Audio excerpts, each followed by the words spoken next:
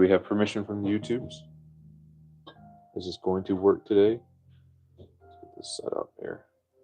There we go. That looks about right. We'll find out once it comes up.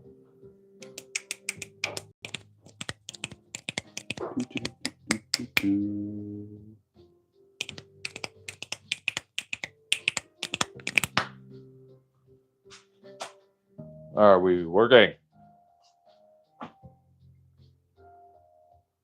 Are we live? The world may never know. There we go. There we go. Sweet.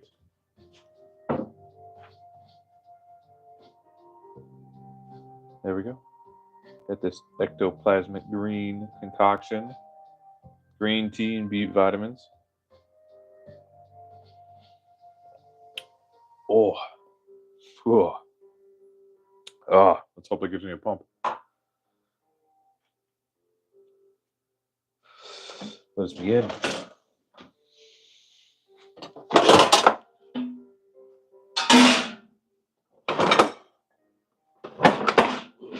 these cutting boards out of the way. So we have a little bit of room to work. See, I need a bowl. This pot will work. Let's get this dumped out. Start loading her up with silverwares.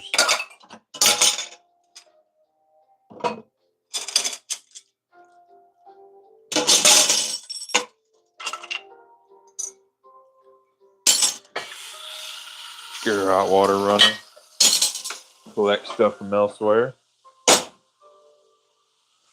All right.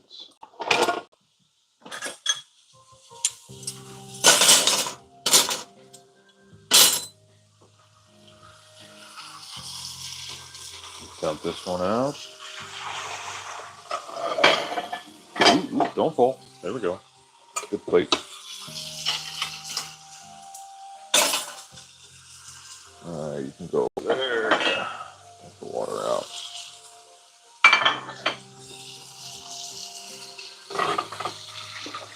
Bowls.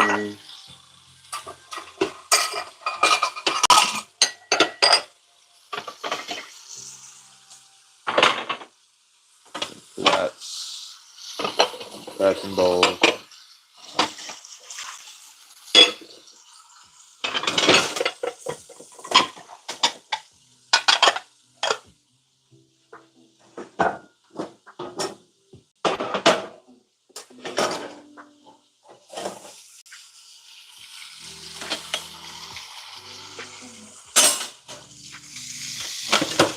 Alright, where can I put these out of the way?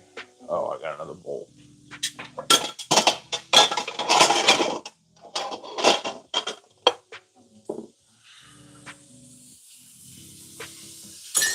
Over there. I can go there.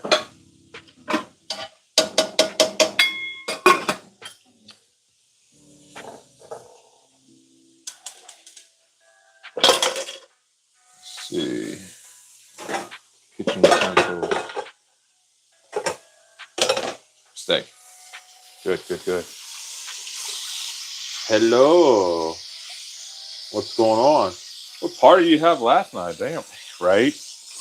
Oh, I had a little party in Tennessee the other day.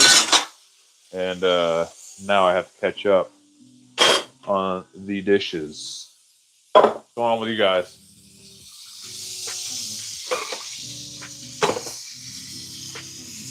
Turn the water tap, man? No, I need to get the hot water rolling. Takes a minute. Need to get these dishes here soaking. Family of 8, my dishes look like this every night. Right? Curtis, hey, how you been doing? Don't waste it? Oh, the water's not being wasted. This water, pretty cheap. I'm not worried about it. I'm more worried about clogging the pipes and flooding the house. So this water running actually helps keeps the pipes nice and clear. Everything's flowing nice and smoothly. And I've kept a good eye on my water bills, and it does not run it up more than as much as you guys would think. There we go. Let's get this dish out of here. Dishwasher? That's me. Just doom scrolling during lunch. Looks like there was some good food cooked there. Yeah, you have no idea. Plenty of good food. This was probably the least healthy food. Mac and cheese from Costco. But, I always zhuzh it up. Add some extra cheese, some ham, more cheese, a little butter in there. Bake it. Oh, man, it's so good. Still nothing compared to homemade, but, sometimes we need to compromise a little bit. Hello from India. Hey, how you doing? Dishwasher? Yes, you're looking at them.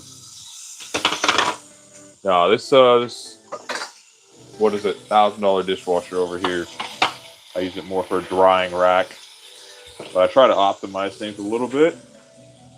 So when things build up like this, I will generally scrub off the crusty stuff on there, and then use it for a hot soapy rinse through the dishwasher.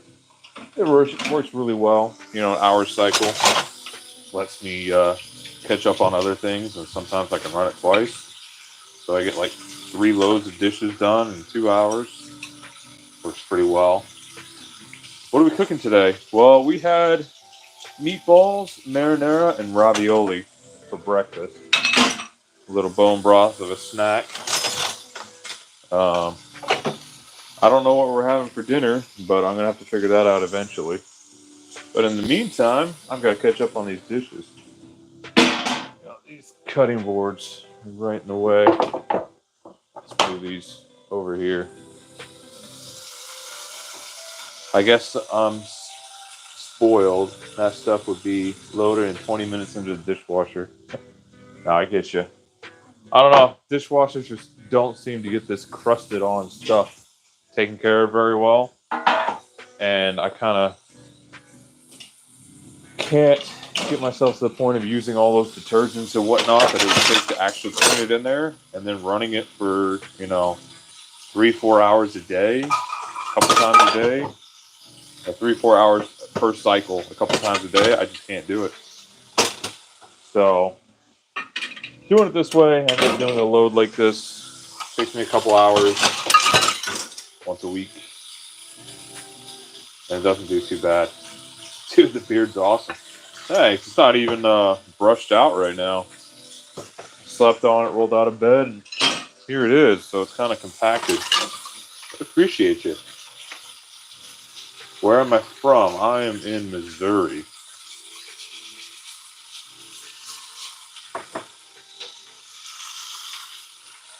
What about you guys? Where are you all from?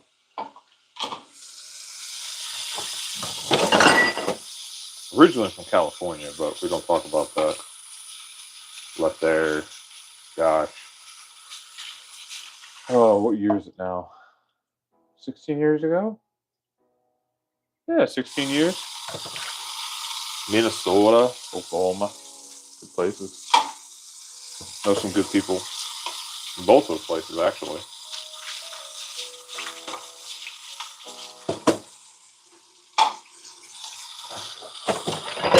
Alright, let's get these jars cleaned. Let's get them dumped out for now. I'll wash them a little later. I just need them out of the way for now. These are actually soaking from the last time I did dishes.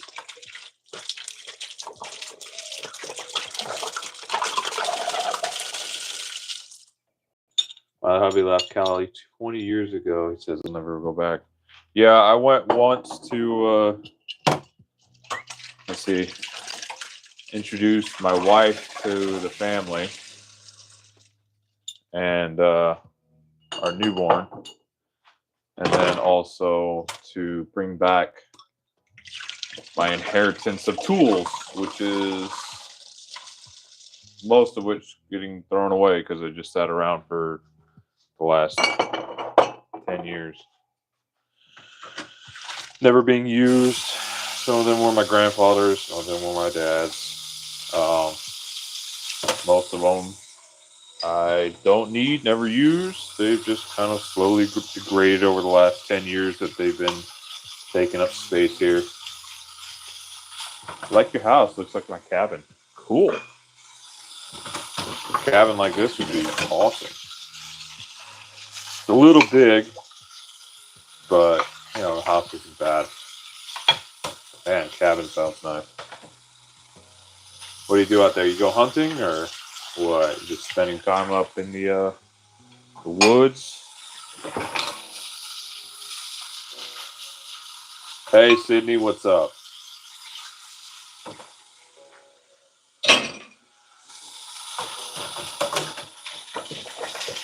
I haven't been able to go because family drama this summer. Oh man, that sucks. Family drama is the worst. You know, let's get these knives out of the way. What is clogging up this drain down here? Pasta. Grab these utensils out of the way.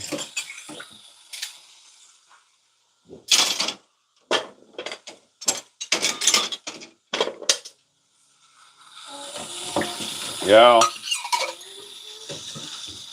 No, you can't have popcorn. We had pasta for breakfast. Popcorn's not a good idea. Huh? No. I don't know where your brother is. You have to go find him. We normally go pontooning. Nice. That's a good time. I haven't been on a good pontoon boat in a while. Lots of fun though. Good memories. Okay, let's get these knives out of here.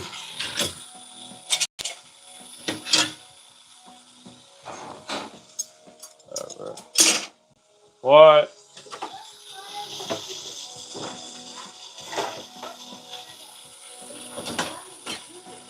I don't know. I don't know. Alright. Not right now.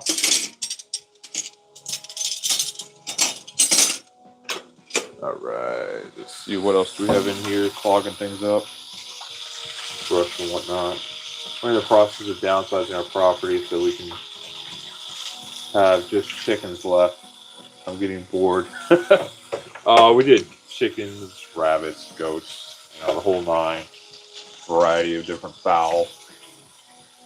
Right now it's kind of, we got rid of them all. For various reasons. But I kind of understand what you mean. It's like when there's always things going on, it's easy just to get swept up in it all and stay busy. But as soon as it's gone, you have to find things to do. And if you don't, you get lazy and fat. Just look at me. Let's see. But yeah, downsizing, that's a smart move. You know, we've been considering it, but I need to clean this place up first. See, do I have kids? Yeah, I do. One of them's in here constantly trying to talk to me while I'm trying to do dishes. What, child? I know.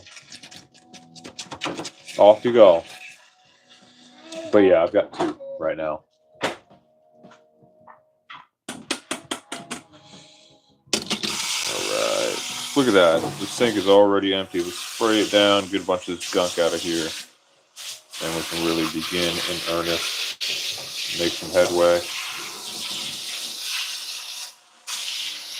How old? 8 and 10. And very rambunctious, full of life, the two of them.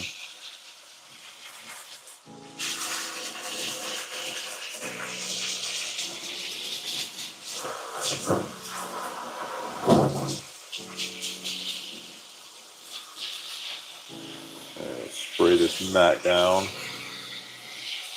Get a bunch of that grease off of there. There we go. Yeah, I wasn't sure if I would like this mat when we first got this sink, but I gotta tell you what, it's handy. Bunch of things that have fallen in this sink that would have broken normally. So this mat gives it just enough cushion.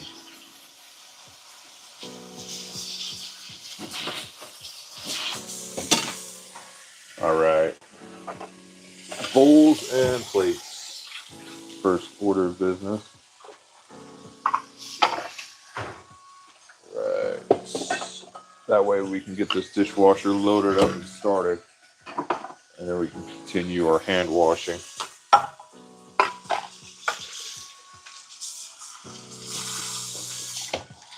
There we go.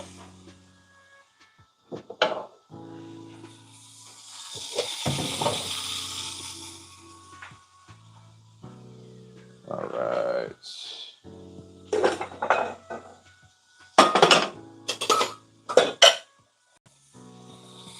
So anybody got any plans for this weekend? Apparently the wife tells me that we're headed to karaoke tonight. So that should be interesting. This band, not quite my forte, but it's always entertaining to watch.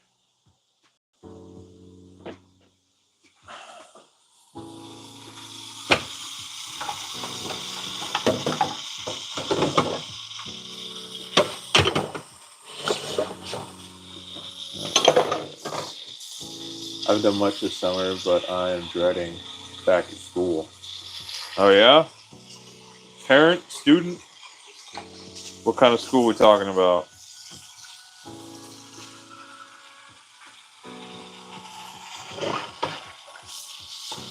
What are you studying? Teachers? Maybe?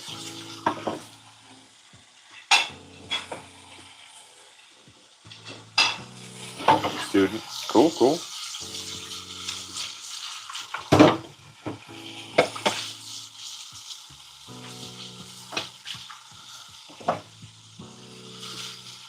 Yeah, what are you in school for?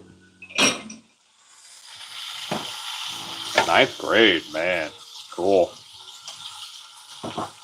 Just beginning high school. I remember that time. Just remember all those people there. About 15 years from now, you likely won't know many of them. Just focus on getting through it. You'll be all right. Graduating from high school is just a check mark, the very first check mark in life. You know, unsolicited advice from somebody a million miles away. But I just remember how important it all seemed then. Now I barely remember it.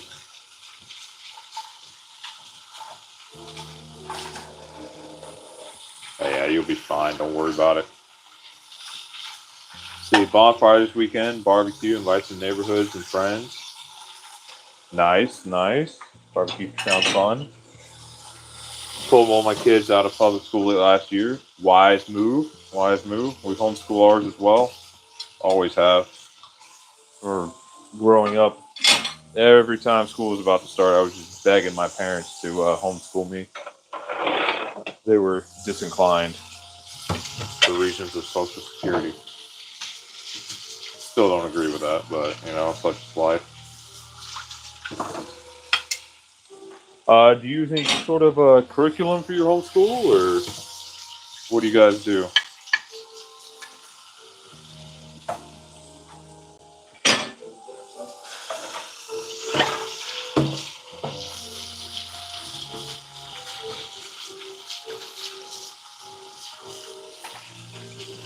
Izzy, would you knock that off?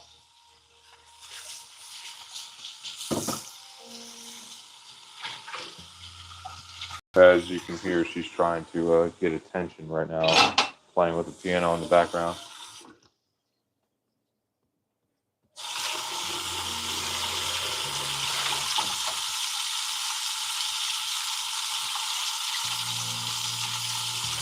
Oldest 17 to 16. They did public the last year. The youngest was 4 and 5, so they've never been in public. Nice. Do I have a favorite band? Not particularly. Listen to all kinds of music. Kind of whatever fits the mood.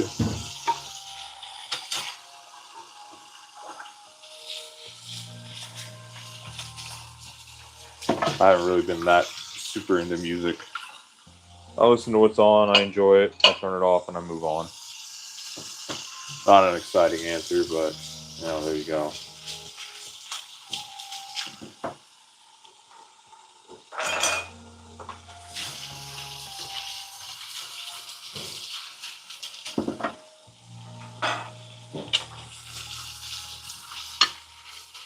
Favorite genre?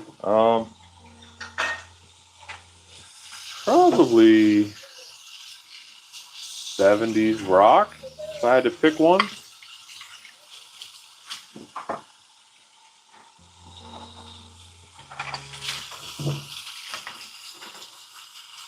Doing complete homeschool. I hate to use the phrase unschool, but it fits the bar to describe what you're doing. Yeah, I get you. We're kind of in the same boat.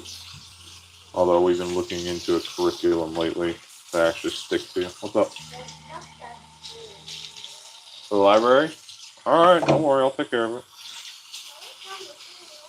We'll see. We'll see. Okay, right now I'm doing dishes. And there's the oldest, begging me to take him to the library.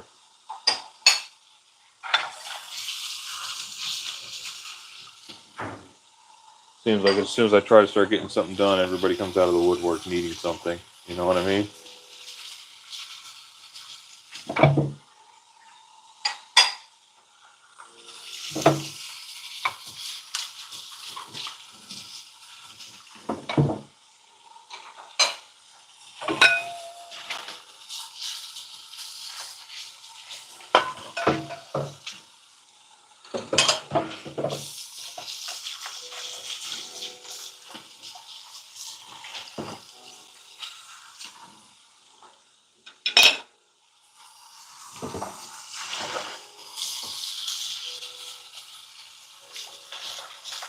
If anything, my favorite part of school is hanging out with my friends. Yeah, that's pretty much everybody's favorite part.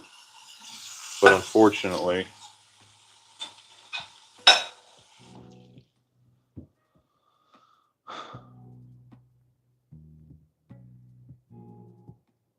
little reality check here. Imagine you're stranded, in the middle of the night. You call that circle of friends. Who's getting up at 3 a.m., borrowing a truck to come and pick you up? Ask yourself which of those friends would do that for you and who you would do that for. Focus on those people.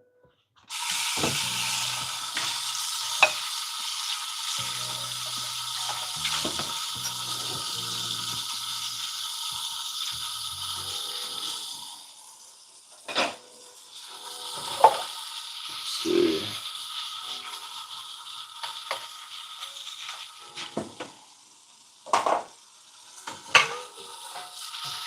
At the same time, you got to remember your competency in school depends solely on you.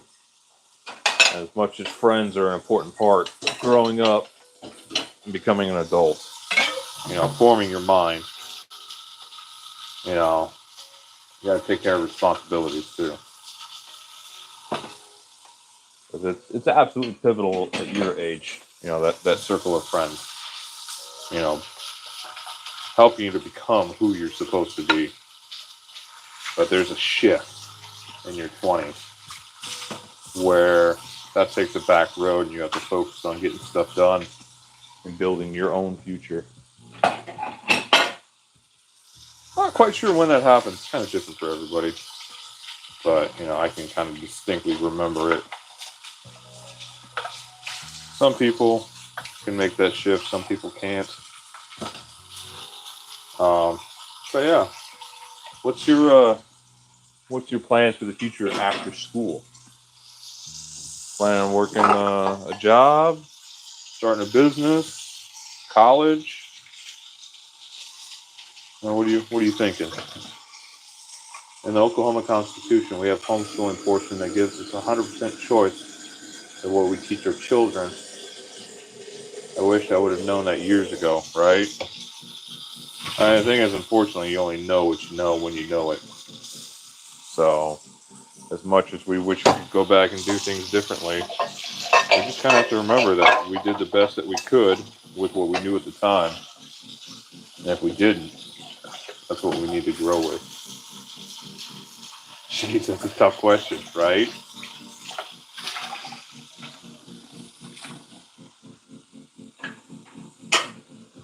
A little bit more of unsolicited advice. If you could start a side hustle or a business now, hindsight is 50-50. Ain't that the truth? Yeah, if you could start a little side business, now when you're in school, work at it on the weekends, you would find that by the time that you're ready to graduate school, that you will know what moves you need to make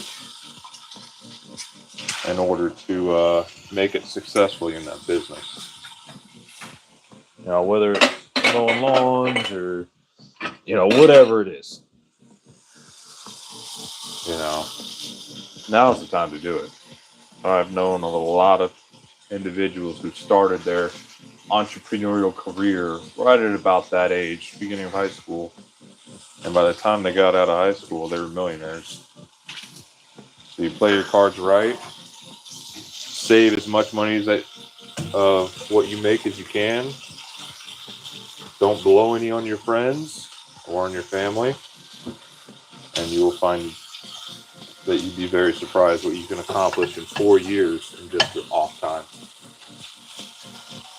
Definitely want to go to college, to get my master's. What subject though? What profession do you want to go in that requires a master's degree? Growing up, I was preached to that college was the only way to get a good job and a stable future.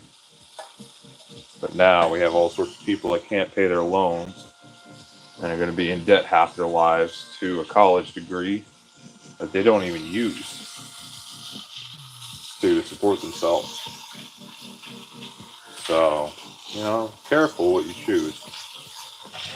And, like I said, you start that business now, you can pay for your own college and not have to go into debt to do that. So I'll take that into consideration as well.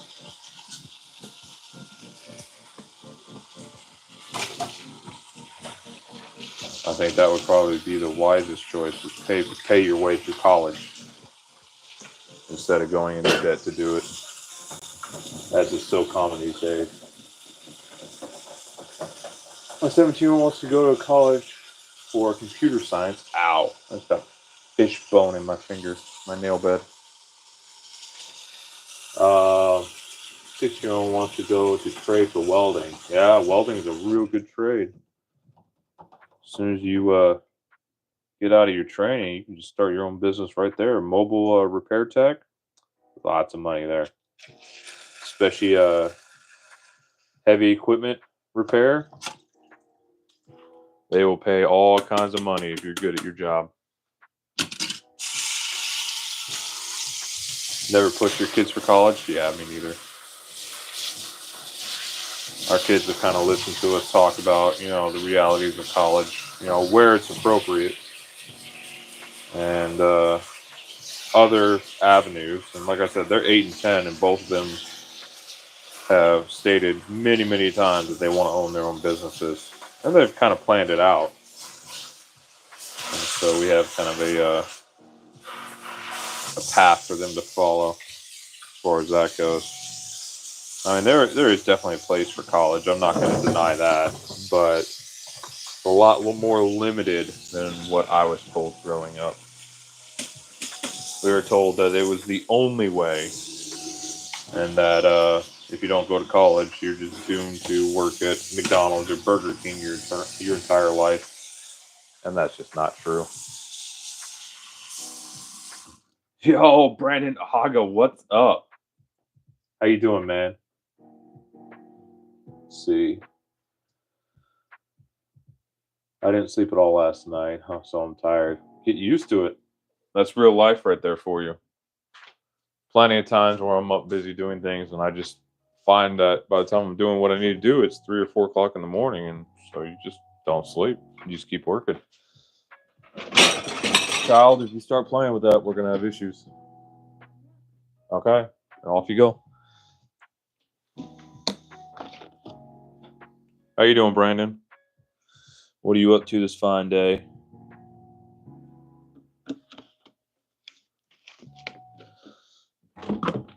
All right. Load of dishes number 1. 1 hour start. Begin. All right, now we'll start on other things. Living? Missed you last night with poker? Yeah, man. I saw you guys start up the game. I was already in bed. CPAP on. I'm like, oh, yeah, I'm not getting up. Busy day yesterday. Sounded like some shenanigans happened. We ran a family farm and we let the kids in on the whole process, finances and everything. It sure woke them up to what life is like for sure. Man, that's great. That is good stuff. That's the way to do it. That's kind of the path that both of our kids want to take. One of them wants to run a like a market garden type of thing. Kind of do a you pick kind of situation. And the other one wants to grow her own produce and open up a food truck, selling the stuff that she makes. So you do it right, that can work. Can be the beginnings of something. Definitely give you some food security.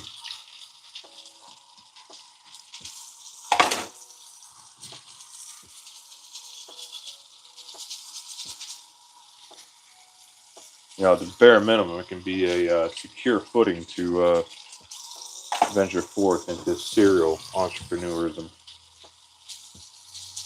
which I'm kind of convinced is the best way forward.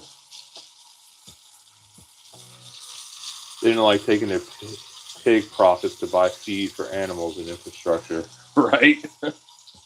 My dad has a CPAP. I wouldn't wish sleeping in the same tent as him on anyone. Well, I mean, the newer ones aren't bad, and it also depends on the type of CPAP you have. The wife and I both have pretty basic ones, and those things are super quiet. I mean, when we go camping, you can run both of them, and the bugs outside are still louder. Now, the CPAPs of 15, 20 years ago, I mean, you couldn't sleep in the same room as them. As somebody running one of those. So, it all depends.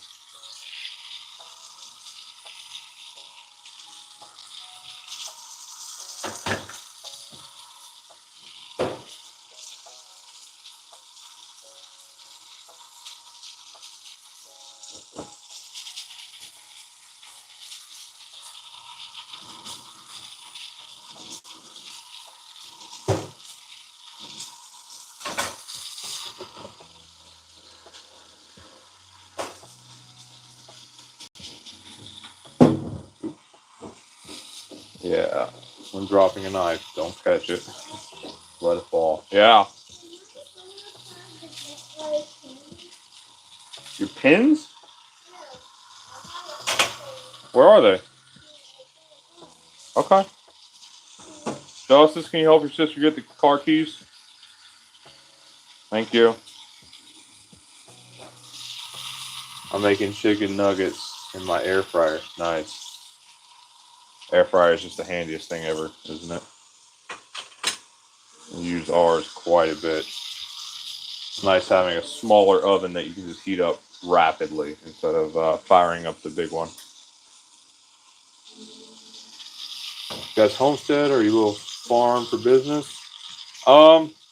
We did the homesteading thing for a number of years. Supplemented a lot of our own food. We didn't sell any of it, but we definitely were on the cusp of being able to.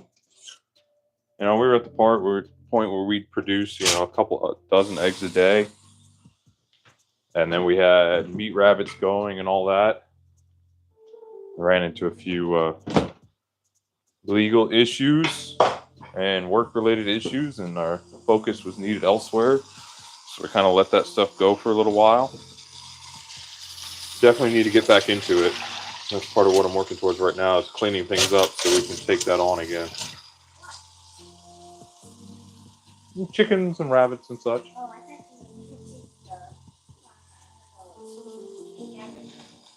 No, off you go. But yeah, we definitely considered it. If we were to do anything, we would just have like a roadside stand or open hours on the weekend, that kind of thing. Um, Definitely need to get things cleaned up before we do that. But I think that would be a nice supplemental source of income.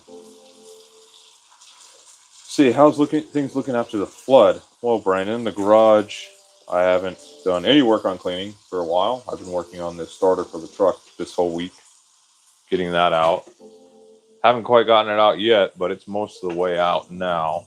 I just need to disconnect the exhaust to get it out. But the garage is completely dried out. Uh, Working on, I got to make sure the walls are dried out fully before I start closing up the garage again. But we're getting going. Go put those back. No, they're fine in the car. No, go put them back. But yeah, so things are pretty good. I got a massive trash pile out front, and that's kind of why I've shifted my focus over to the truck, getting it back up and running, so I can make dump runs and whatnot. I don't want to have to take this Sequoia out there and hook it to the trailer unless I have to. So, getting the truck repaired, getting it back up and running, and then dump runs will commence, and then back to cleaning and just getting rid of stuff. There's a massive purge coming here at this house, and yeah, and then maybe we can start looking at getting some animals next year. Rabbits are hard to sell because of regulations. I'll have to look into that. Um, yeah, I'll have to look into the actual regulations behind the rabbits. We've considered making breeding like pet breeds, and then doing meat rabbits for ourselves and our dogs, and then also for like snake feed, stuff like that. What? Off you go, child. I'm trying to do something, and your constant questions are really distracting. Okay, if you have questions, you can ask me later when I'm done. We ran a small. Oh wait, hang on. We were a farm business selling home on 33 acres and looking for a home on 10 acres. We just want a homestead now, and regulations don't make it worth it. Yeah, I get you. I get you. There's lots of loopholes to jump through. Whatever we would do, we would make it the simplest we possibly could. See, we ran a small CSA farm for a couple of years, meat birds, garden, the whole nine. Government doesn't want you to grow your own food, right? Right, Brandon? It's difficult for sure. Our primary thing would be growing our own food, and then if it got to the point to where we're growing it abundantly enough, we would. I don't know. There's a few different options there. Selling it is one thing, as a product, just the produce itself. But we could also get into dehydrating and um, freeze drying it as well, and seeing what we could do with those. It'd be kind of interesting to see, just what's possible. Yeah, I got tons of ideas of stuff to do. It's just finding that niche with minimal regulations that would just be an easy fit for us. Let's see. We lost 15,000 last year, so we made a decision. Yeah, that's a rough one. I mean, any sort of business, you have to have kind of a war chest to survive years that are lean, seasons that are lean, and then but especially doing it like that with such long seasons, it's very hard, absolutely hard. And having given up on the whole homesteading thing, it's I definitely understand the decision, because I mean that's an incredible amount of work.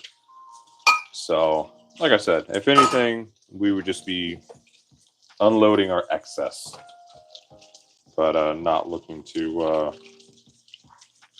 do the whole farmer's market type thing. That just seems like a huge pain in the rear. So you can sell live rabbits, but meat is a no-no. That's interesting. I have heard the opposite for the most part. But it also depends on what you're selling it for. So, you just got to find the right space for where you are. And then also here, I mean, the laws and the regulations might be a little bit different too. But again, it's just kind of spitballing for now. Okay, child, if you're going to be running and jumping, do that outside.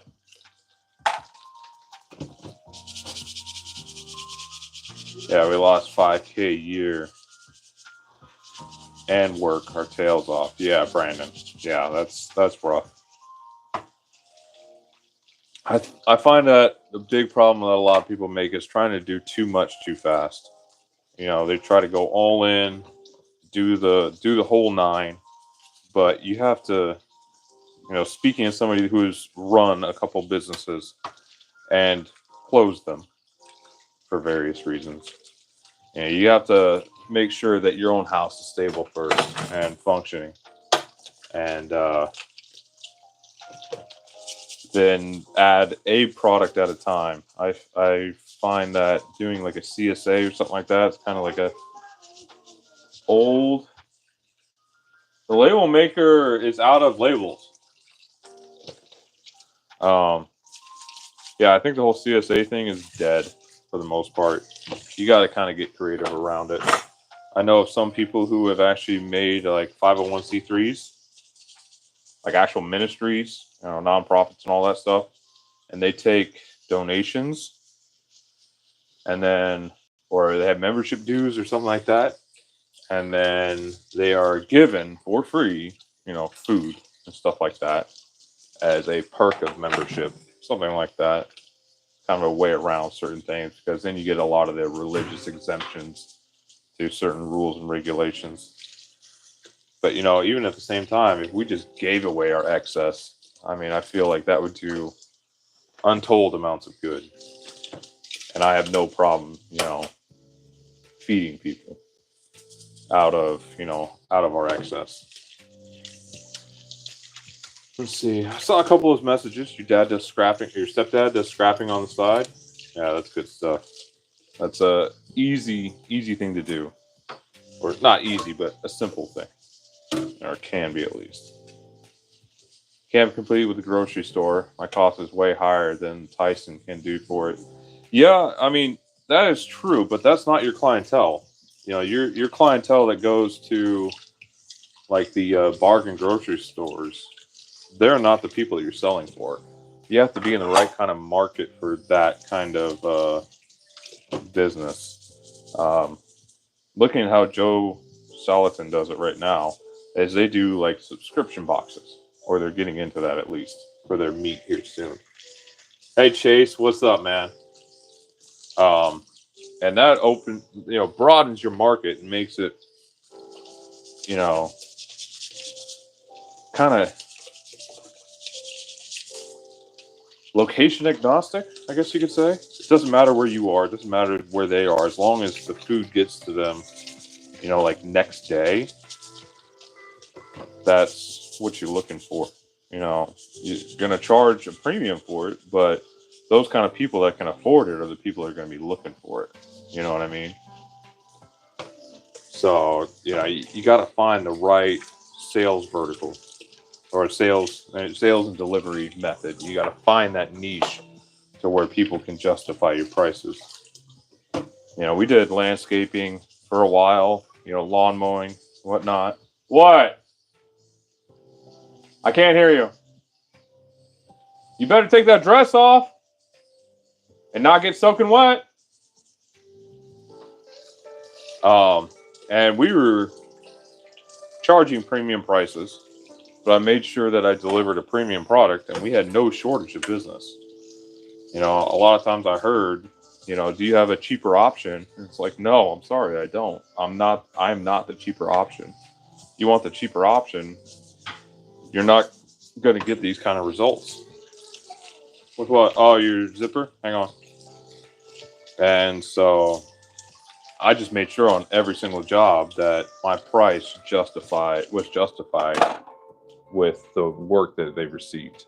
It's all about balancing that scale, that value to cost ratio. Make sure there's always more value. Off you go. Than there is cost. So, I mean, I'm sure you guys get a lot of this, you know, running businesses and whatnot and going through the pain of calling it quits. But, you know, I've been there. I've done my due diligence on what I did wrong and the mistakes that I made. And my chiefest issue was that my attention was just needed elsewhere. You know, I had months where I did 30 grand in sales, and a lot of that was pre-orders. But I knew the niche that would have kept us going. And man, it's just my attention was needed elsewhere, so I had to close the doors. So it's like on the cusp of great success and then having to call it quits.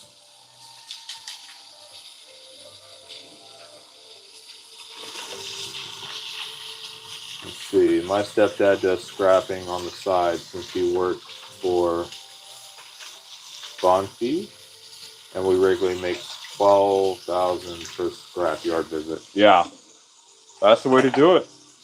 You know what? That's an easy thing. You know, maybe you could talk to them. You know, get in on that action. You know, make sure you get a paycheck, save it, invest it a little bit. Don't touch that money. And then when you're able to, get your own truck or trailer. And then whenever your stepdad goes out to run his route, you split the routes, cover, you know, twice the space, and there you go. Let's see. Mr. McCormick. Sorry, I can't read your name without saying it how Cody did. Right, Brandon? We're just going to leave it to someone else. We'll just do it for ourselves and sell or give away any excess. Yeah, that's exactly where we're at right now. You know, when things do go well, it goes very well. And for a while, it would just sit there as free. And if it continues to progress, then, you know, we'll look at possibly selling some of something. But when and what and how, that is all to be determined when we're at that point. Let's see, Chase. You know what, Chase? How dare I? Stand by, my friend. Let's see. Can I do this from here?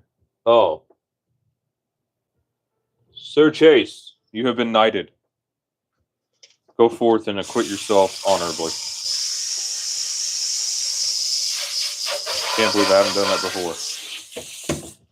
See, what business are you talking about, Evan? It was all natural landscaping. I mean, I developed my own herbicides and fertilizers, all that stuff, mostly from stuff that we produced. And then that month that I told you about where we did 30 grand, a lot of that was pre-sales for the fertilization side. It wasn't just that, but, you know, we sold a few other jobs during that time, but it was a wild month. Knighted. Yes, you have been knighted. I will serve you well, Mr. Evans. Very well, my friend. Very well. Go forth and conquer. Let's see. Am I a collector of anything? Right now, junk waiting to get thrown away. That's my problem. I've been collecting too much stuff for the just in case I need it in the future. And not enough of, okay, I haven't used this in a couple of years. It's time to throw it away. So now I'm catching up on all that stuff. Organizing this house. and moving forward from there. Get this silverware done. But yeah. Let's see. But no, I don't really collect anything specifically. I find that my pragmatic side doesn't really quite align with collecting of things just to have things. Let's see, chickens were crazy this year. There was a farm auction place near us, and chickens were going for $50. Damn. You know, inflation is real. But also, quality of that bird might have been quite high too.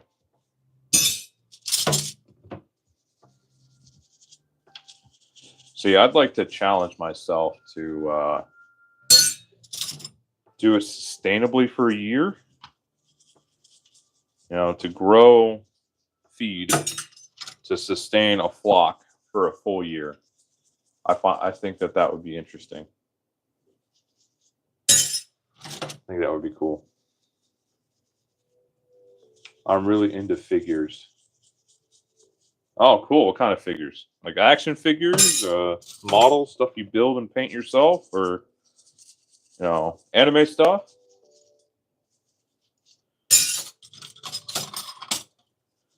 See, turkeys were $100. Damn. Must have been a good year to be a hatchery. Of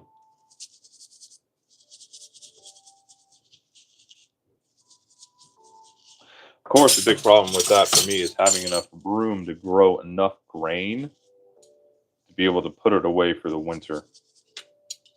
I know I could do it reasonably well during the summer, but we have a little less than an acre here, so I don't know how many birds I would be able to support for a full winter.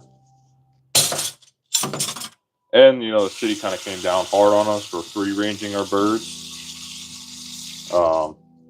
And so that would be a massive no. You hatch all spring. Yeah, I think that's where a lot of the good money is hatching out birds and then selling the pullets. Because my biggest pain is always, you know, getting the hatchlings and getting them through that pullet stage. But I would be more than happy to pay, you know, $5 or $6 a bird, or even $10 a bird, hell, just to get them to that fully feathered out pullet stage. Get them at that stage, I should say. Just because, you know, they're so tender and fragile, just die so easily.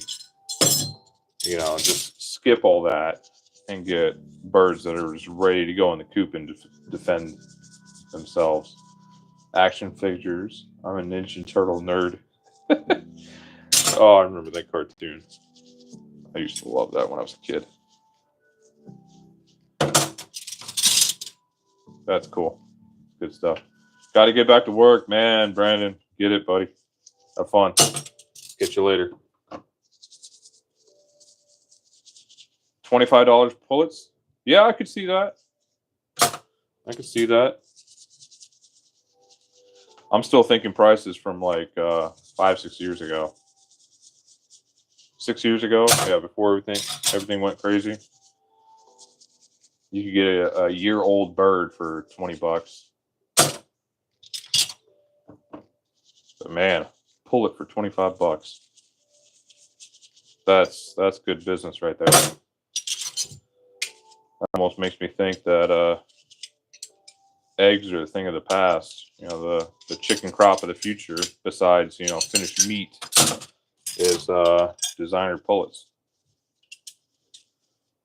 You know, you get your Cornish crosses at $25 a pullet, ready to harvest in a month. Man, that'd be easy. Before they get all fat and can't walk.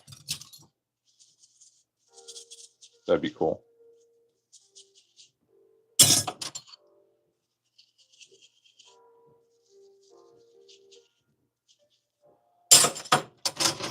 I could think of several farmers around here that would order a few hundred of those 3 or 4 times throughout the season.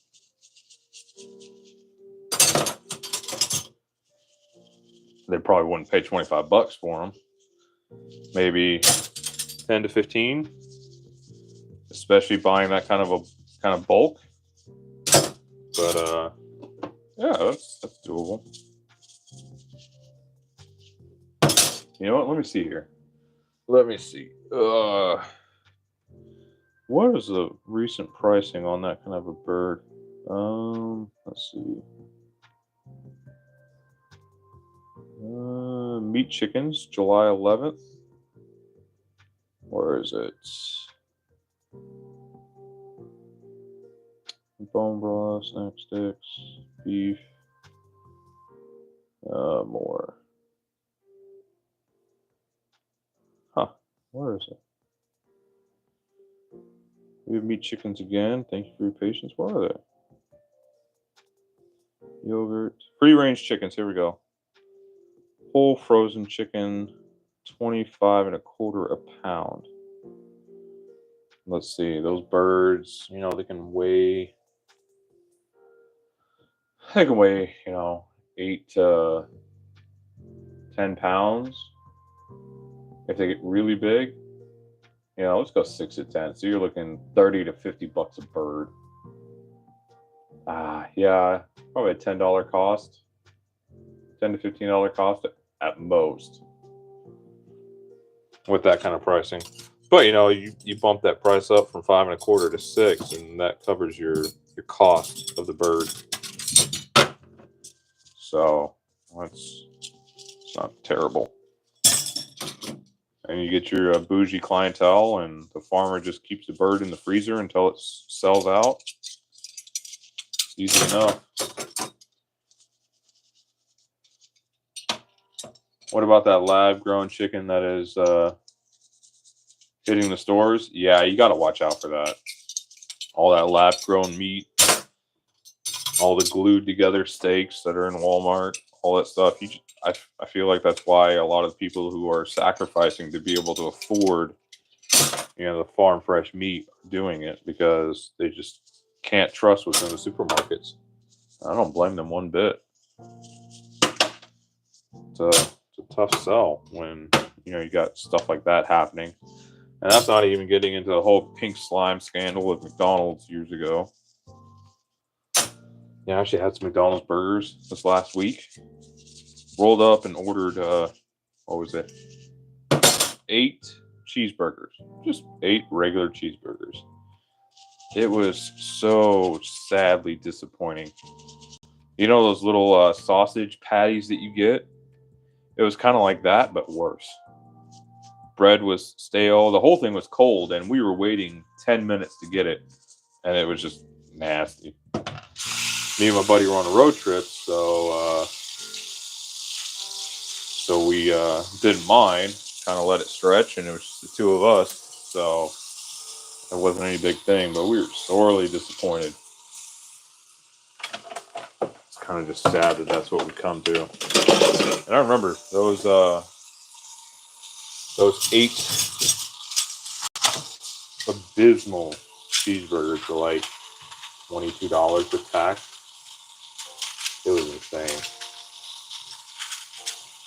Let's see, our family in a year ate 225 chickens, 4 pigs, 2 cows, plus all we can grow in the garden. Yeah, that's about right. Didn't I see earlier that you said it was a family of 8? That I can believe. Just the 4 of us here, my wife and I, and the two little ones. We'll go through probably 2 steers a year. 6 in your house, but we regularly feed 10. My neighbor is a single mom with 2 kids, and her senior mom. Yeah, I gotcha. Those numbers totally make sense. But yeah, we easily go through 2 steers a year, and we would probably go through a pig or 2, and that's just eating super meat heavy. And we haven't had a garden here in a couple of years, which is kind of sad, and I really need to get back on it. Keep telling myself that every fall, and spring rolls around and I'm just busy and I just don't do it. But I need to fix that. But yeah, those numbers came right on. I mean, to be able to, oh, 2 deer. Nice. Yeah, to be able to produce a lot of that yourself, I mean, that's just huge cost savings. There's a lot of time that goes into it, but, you know, as long as you're evaluating your time appropriately and it's worth it, financially, go for it. As much as I would love to be able to supply all the food that my family needs, I'd kind of much rather just work and be able to pay for another farmer to be able to do that. Somebody who actually enjoys it more than I do.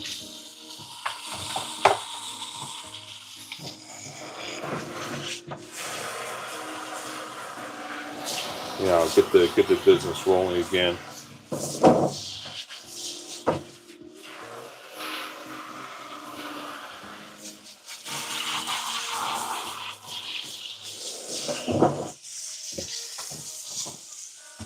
There we go. See, let one of the teenagers find a turkey or rabbit in the pasture. We're having that for dinner. There you go. That's a fun one. All right, what's next? Cutting boards, I think.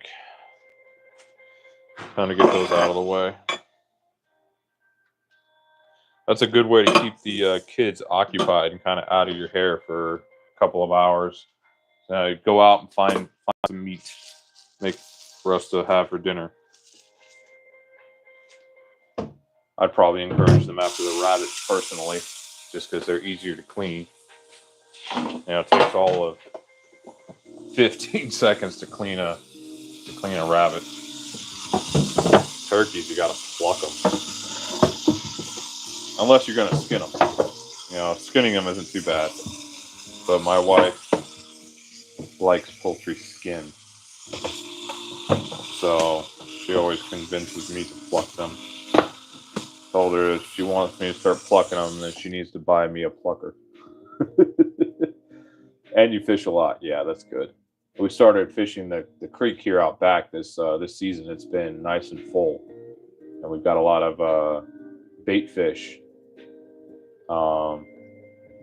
spawning here in the cattails. So there have been tons of bass. The kids have been out there fishing every day, and they always catch 3-4 bass a day. Some of them are solid keepers. Catch a lot of juveniles. We put those back. Bunch of sunfish. They've seen a couple snapping turtles. Got to get one of those for dinner. But yeah, it's good times. Man, what'd you have last night? Last night we had actually fish. Korean style, spicy fish soup. But this is, piled up from this last week. I've been out working on the truck every day, trying to get it back up and running. So the dishes have piled up, needless to say. Pork chops from our pigs, mashed potatoes, and green beans from the garden. Nice. That's nice. It's always nice when you can say that this whole meal, or 75, 80, 90% of it came from your 2 hands, and God's provision.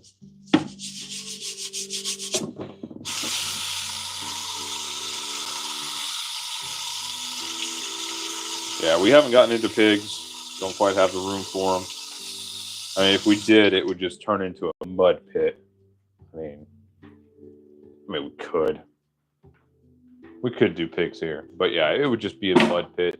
And I'm not sure if I'm really invested into feeding them.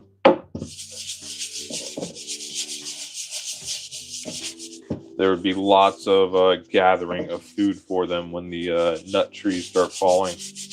Getting them acorns and whatever else, and anything that they could eat.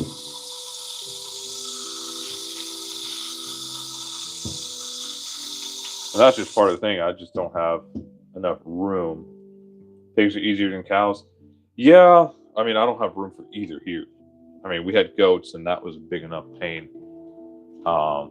I think the largest livestock that I would do here would probably be sheep. The hair variety, not the wool variety. I could have 2 here at a time legally. Um, Plus a couple of juveniles, but that would just be we'd have to slaughter or sell those pretty quickly. But 2 adults is what we're supposed to have of anything of that size. They say head of livestock, so pigs, goats, sheep, cows, horses, anything like that. We're only allowed 2. But sheep I could probably feed. We'd have to buy lots of hay, but that's not terrible. We could grow a fair amount of it here, and all our grass is long and shaggy, and I've gotten pretty used to scything it. Spend 15-20 minutes out there scything it every morning, just a different section. But even then, that would run out pretty quick. I could probably do that for a week, and then I'd have to let it regrow over 2-3 weeks. So we just don't have enough grass here just to feed them.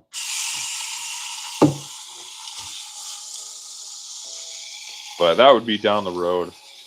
I would want to have our poultry and our garden and the bunnies well managed before we looked into anything bigger again. The goats that we had kind of did us in for large livestock for a while. And that's not even large.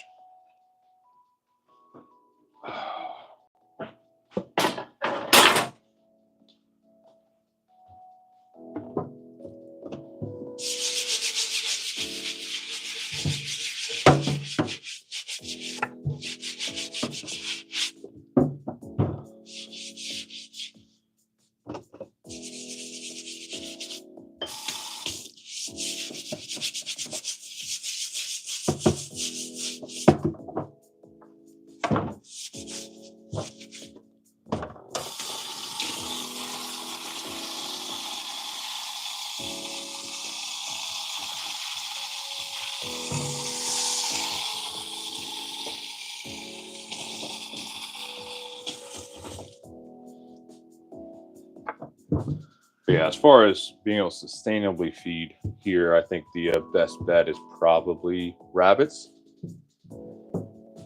They're pretty easy when it comes to feed, and they don't need a lot. They're pretty easy when it comes to food requirements. You just have to make sure you're not growing anything that's toxic to them, and then they just chew through it all. Of course, they just sit on it and poop on it a lot, but that's where a good hay trough comes in, or hay basket kind of thing. All right, water break.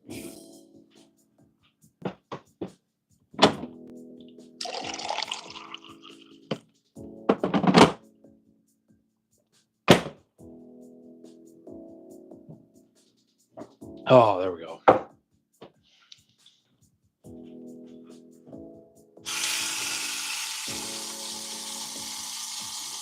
Let's see. What'd you have last night? We had a fish stew. It's called Tang. It's kind of like braised fish. Super good. Spicy. We had the last of the leftovers. We had a few fish in there. Lasted us 3 meals. A little bit of rice on the side, some seaweed. Good stuff.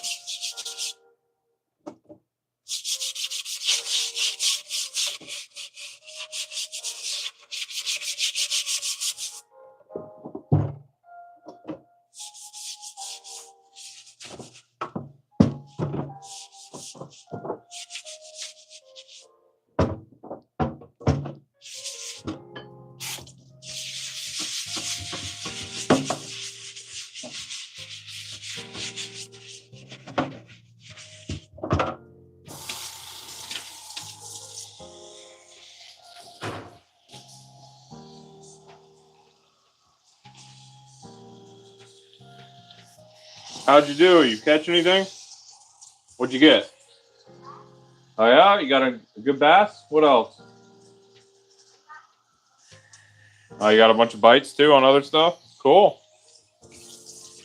What? Oh, good sized bass? Nice.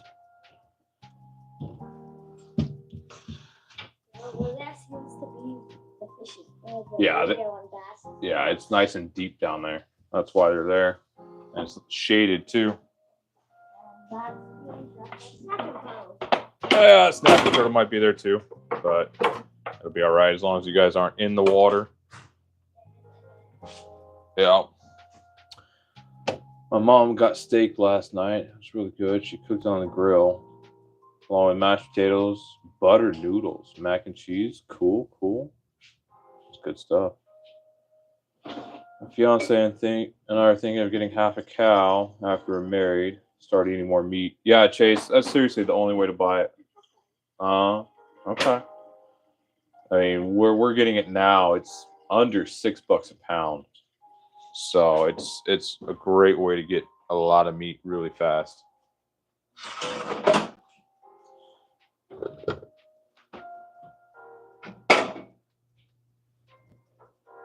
It's good meat too. Some of the best stuff we've had. All right. Last this thrown out. Yeah. So what time do you have to leave? 6? Oh, okay. I know.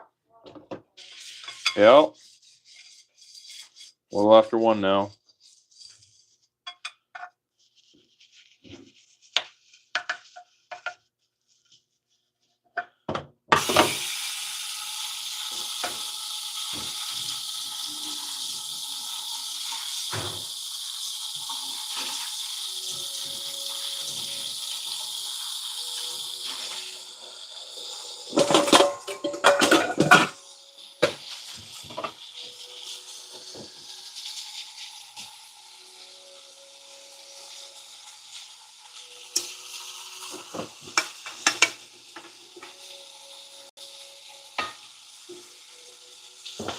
But yeah, Chase, that's kind of my benchmark for buying meat from the store. If we're running low on something or we want a specific cut that we don't have anymore, if it gets kind of close to that $6 a pound mark on sale, then we'll consider it. But that's generally only when like Whole Foods or someone like that has a sale. But even then, just the quality of meat can't compare. Even like the good stuff in Whole Foods, more expensive stuff, it just does not compare with the quality of like grass-fed and finished local beef.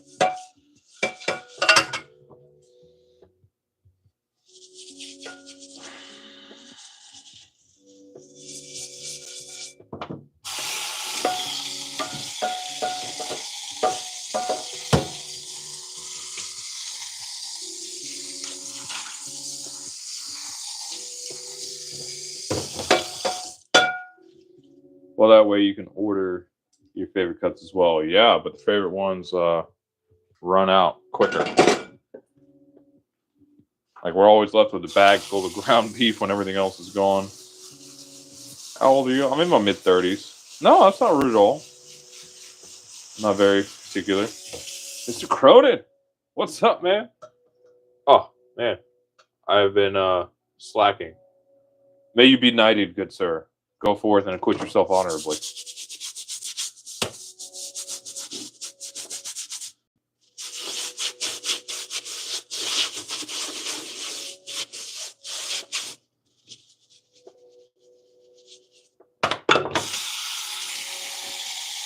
Yeah, we're out of bacon already. Right? Doing dishes yourself. Nice. And the daily life continues and the world turns round and round. And at the end of the turning, there are dishes and laundry. Always dishes and laundry.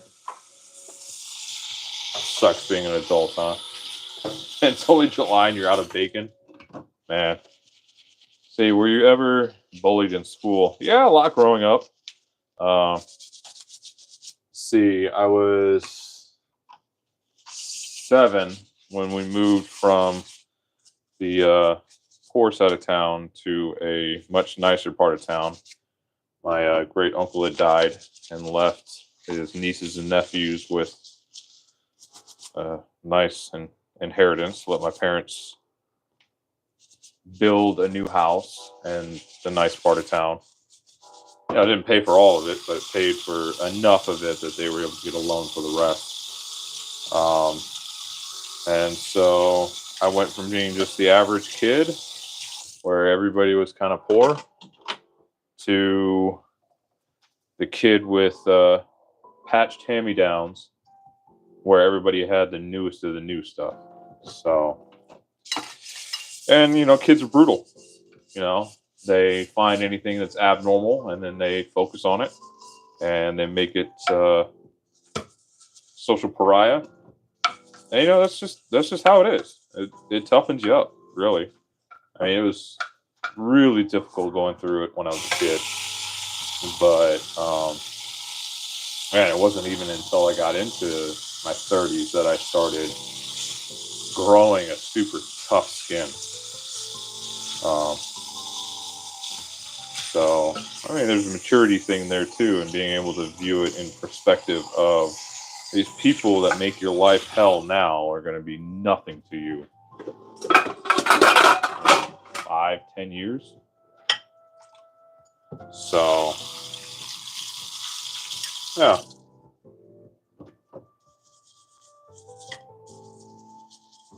I mean, right now they're less than nothing. I keep in touch with nobody from my childhood.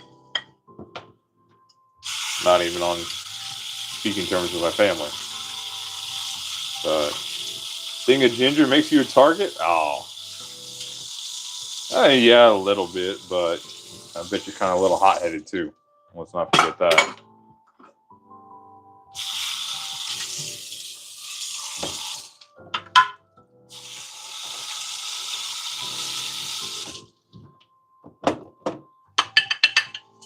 But once you get out of school, that's less of a thing. And for the people who still make that a thing, you got to kind of look at them and ask yourself, are they teasing me to have fun with me? Or, well, yeah, to have fun with you? Or are they teasing you to have fun at your expense? And if it's the first, you turn around and tease them right back. And if it's the second, well, they lead a very sad life where they need to prop themselves up with the misery of other people. So you start to look at them with compassion, and those words, I'm not going to say they don't hurt anymore, but you start to see it in the guise of they're trying to hurt me because they're sad and they're hurting and they're trying to make themselves feel better. So it kind of, I'm not going to say makes things easier, but helps you to ignore things a little bit.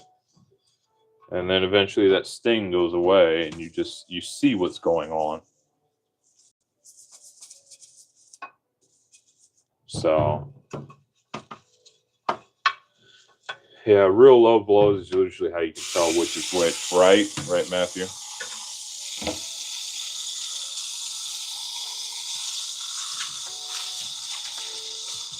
Yep. Doesn't help that your hair was pretty long, too. Just wait. Just wait. Those people that are teaching you now, in about 10 years, they'll be chasing you down for a different reason. It's those things that make you unique, that are a torture when you're younger, that make you stand out in a really positive way when you get older. I mean, when you're a kid, it's all about conforming and uniformity, blending in. But when you're an adult, it's the things that make you stand out, that make people remember you in a good way or a negative way. It's all about how you present yourself. But I totally get it. I totally get it.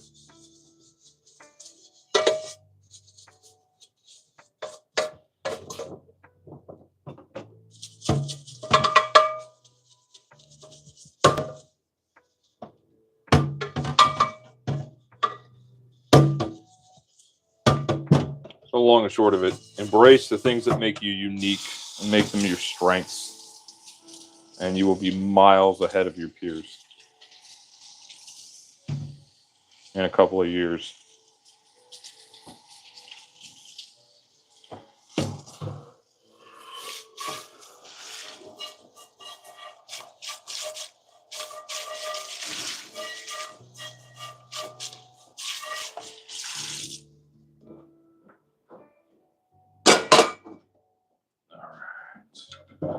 What else can I throw in here? There we go.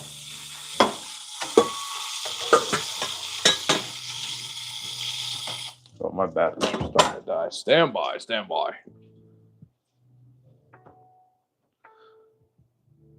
Let's see. Plug you in.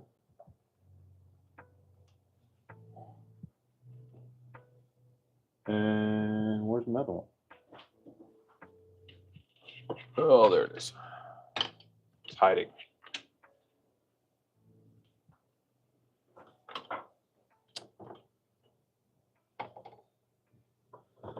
Let's see. Charging. Yes, charging. All right, sorry, vertigo. Oh, I just got a cut, which was, not bad because of the bowling, but it was a factor. Yeah. I mean, kind of go back to the whole side hustle topic. They stop making fun of you when you buy your own car for cash and you roll in, turn 16, get your license, have your own car, pay for your own insurance, have your own business going. A lot of those people will stop making fun of you real quick. See, be proud of yourself. It's the insecure that try to harm others. Exactly.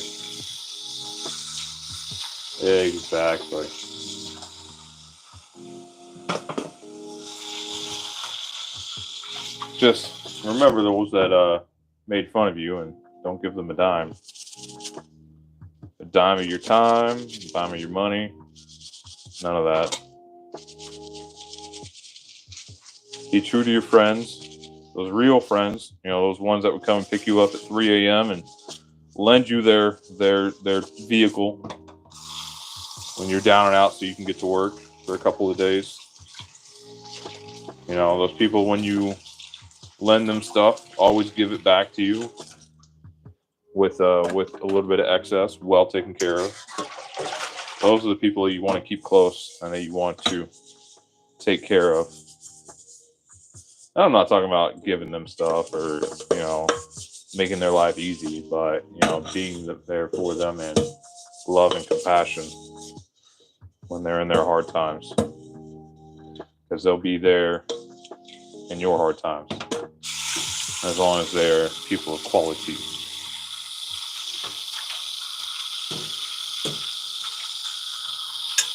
Let's see. Shower are way faster now. Oh, showers? Yeah. I get it. I totally get it. For a number of years, I would let my hair grow long, kind of like it is now, not quite this long. And I would just shave it off, and it's like always, as soon as that first shower, it'd be like, okay, hair's washed in 30 seconds. Awesome. I mean, most of you guys don't know, my wife's Asian, and her hair is going almost down to her knees right now. It takes her longer to wash her hair than it does for me to take my full shower when I'm taking my time. So, I get you.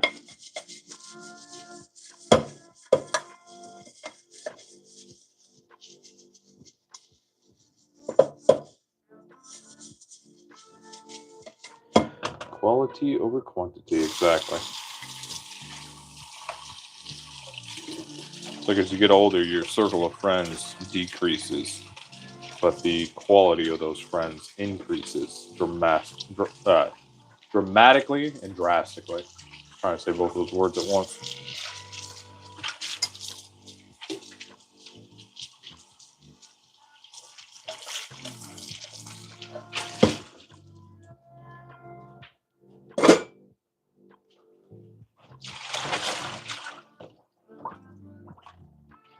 Mine is mid-thigh, and it takes me 15 minutes to wash. Dramatically. There we go, Chase. Yeah. Yep. And that kind of long hair, too. I mean, that's... I mean, most guys don't talk about it, but that's a huge boon as you get older. Because, like I said, it's those things that stand out and make you unique that make people remember you. And even from like a employer's perspective, right? Seeing somebody that can maintain something like that every single day, and the amount of work and detail and attention that it takes to keep it up is incredible. So like I said, from the employer side or potential employer side, that's something you look at as a positive of that person's character and their ability to manage things.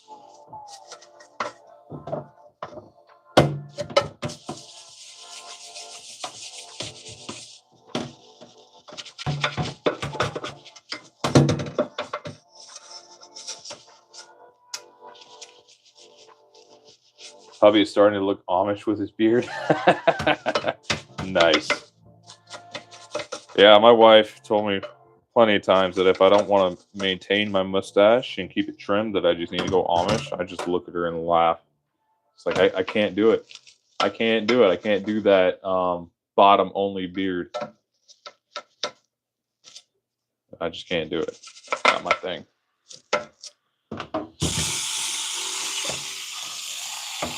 I mean, you got to admire them for their confidence to rock it, but that's not something I would do. All right, let's get in there. Still a little bit of food scum up in here. But he keeps his head hair short and he works in construction. Yeah, that's smart. Got to clean around these handles.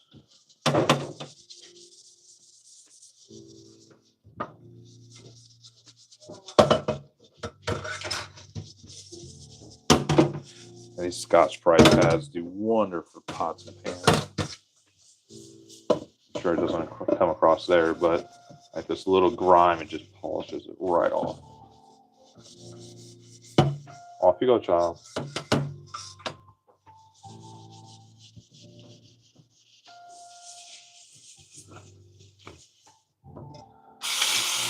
Got the opportunity to donate your hair.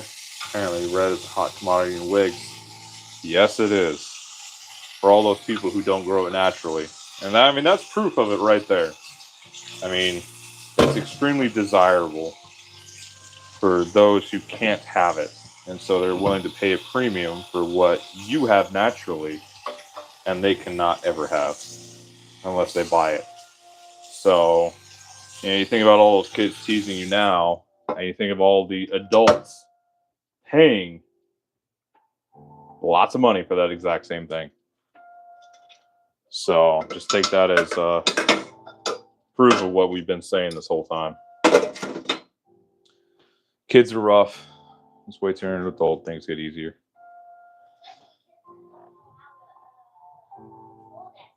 Yep. All right. Been rocking the chops and stash for the past couple of months. A lot better with the heat, right? Let's see. What else do we have over here? We're getting down to the end of it. Might not look like it, but we were almost there. That was bits of some gravy and mac and cheese right there.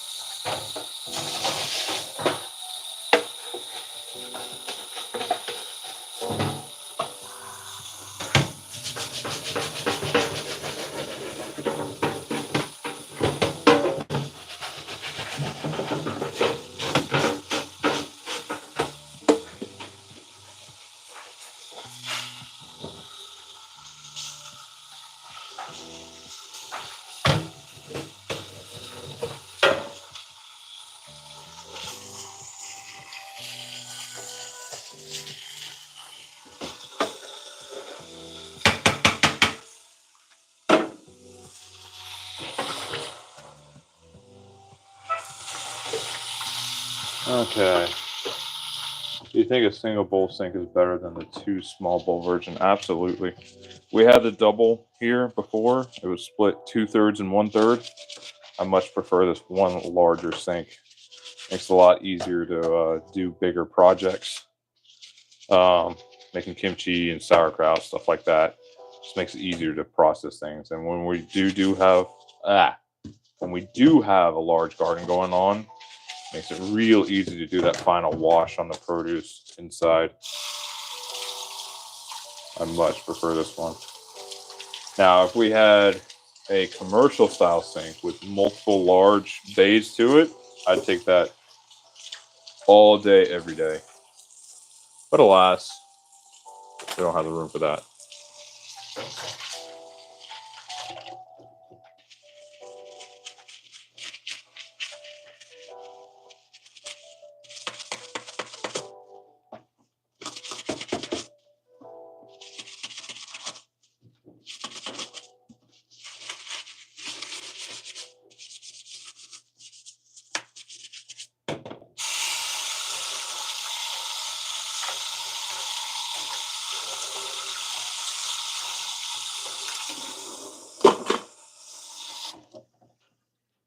Oh, let's see. Yeah, do that later.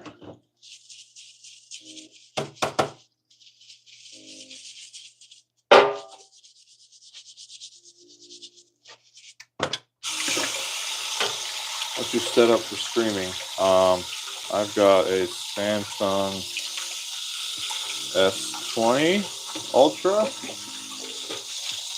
that I have over there. I would use my iPhone. It's got a better camera on it, but I leave that set aside for in case the wife needs something and needs to text me. She can text me over here. Here I've got my iPad up with the chat. And to that I have connected an AirPod so I can hear myself and make sure the background music is running and all that stuff. And then I've got the DJI Pro Mic 2s that I'm running. One I've got here. The other one I've got over there connected to an old device to play the background music. And then I've just got a small adjustable tripod and phone holder over here holding up the Note. My buddy sent me the first edition of some of this stuff, and I've upgraded a few pieces here and there. He sent me that stuff to get me started, and then I've been returning a few pieces as I replace it. But you know, this stuff was just sitting around. He had long replaced that stuff for his own uses with real professional stuff. And yeah, that's what I've got.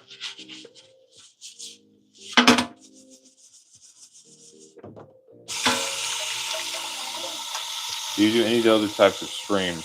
Well, I did one the other day cleaning out the garage after it got flooded, and then the bonfire that followed. I did one working on my bike. Probably do a few others of those. If you guys are interested at all, I can do one working out on the truck. Still got quite a bit left there to do. But, you know, not really. Just kind of depends. This is the main thing that I'm just standing in one place throughout the week for, and it's kind of a good distraction for me. It helps me not focus on the amount of dishes that I'm having to do. What's up, bud?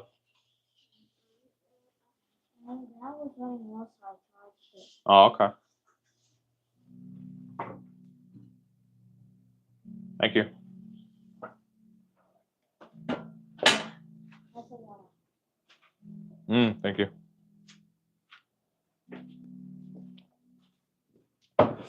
There we go. But yeah, so this is the main thing that I've been streaming. But I'm open to suggestions.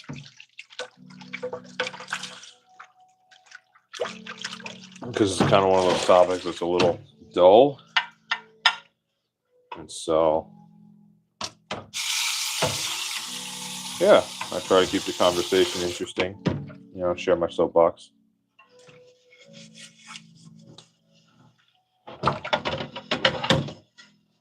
What's up? Are you almost done? Yeah, dishes are almost there. Yeah. Oh, we're gonna make it. Yeah, we'll see. Off you go.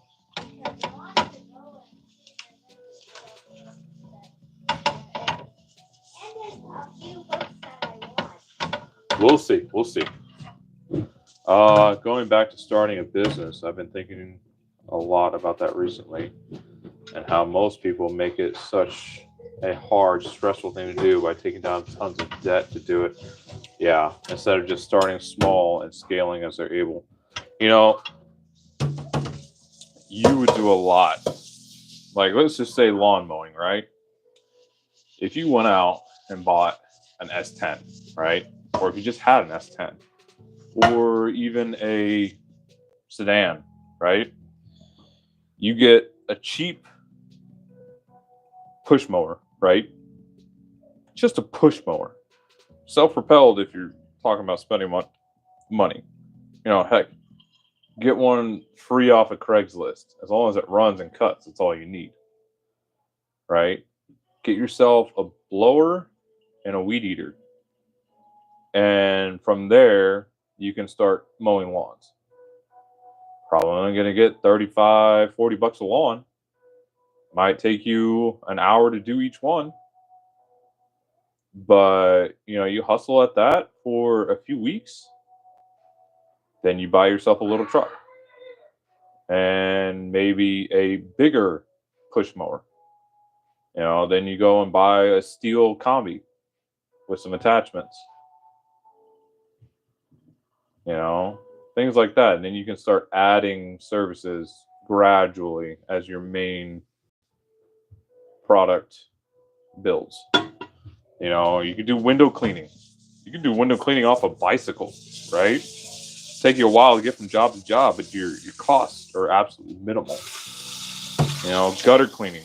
What do you need? A small ladder, a bucket, and you're just very specific about the houses that you take. You know, you got to carry insurance. You know, that's like $500 a year. Really not that bad. And painting. You know, start out with, you know, painting rooms. You buy a drop cloth, a roller, the paint. There you go. You could sell your first job, and from the deposit, buy the tools and the paint that you need to do that job. There's tons of ways to do it. There's no reason that you need to go into debt to start a business, especially not your first business. I would say that's a major red flag of somebody that's not going to make it, because they're already looking for the easy way to get it done. It's just not smart.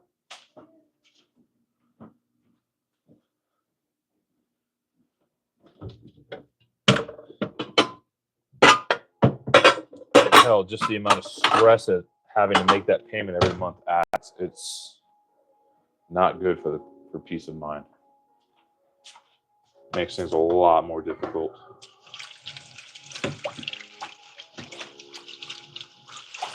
You're going to start a business, you want it to be as lightweight as possible, because then it makes mistakes very cheap. You know, you're going to be starting by working for those people who are looking for a deal, but you make sure you know in your mind that they are a means to an end. You do not want to deal with them for longer than a few months if you can help it, because those people will nickel and dime you over every single little thing. They're going to pay you the least, and they're going to expect the most, and they're going to be in your ass the entire project, whatever it is.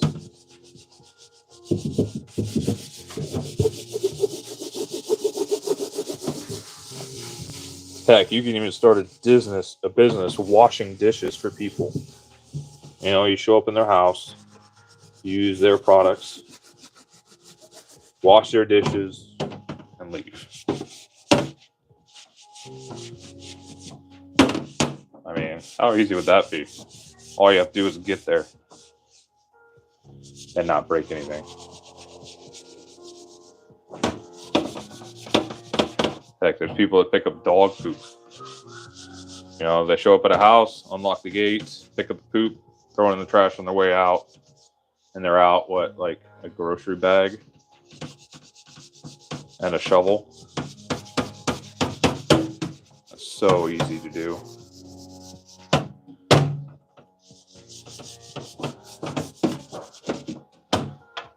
I mean, how much would people pay to not have to clean up their dog poop or to have it cleaned up once or twice a week? You know?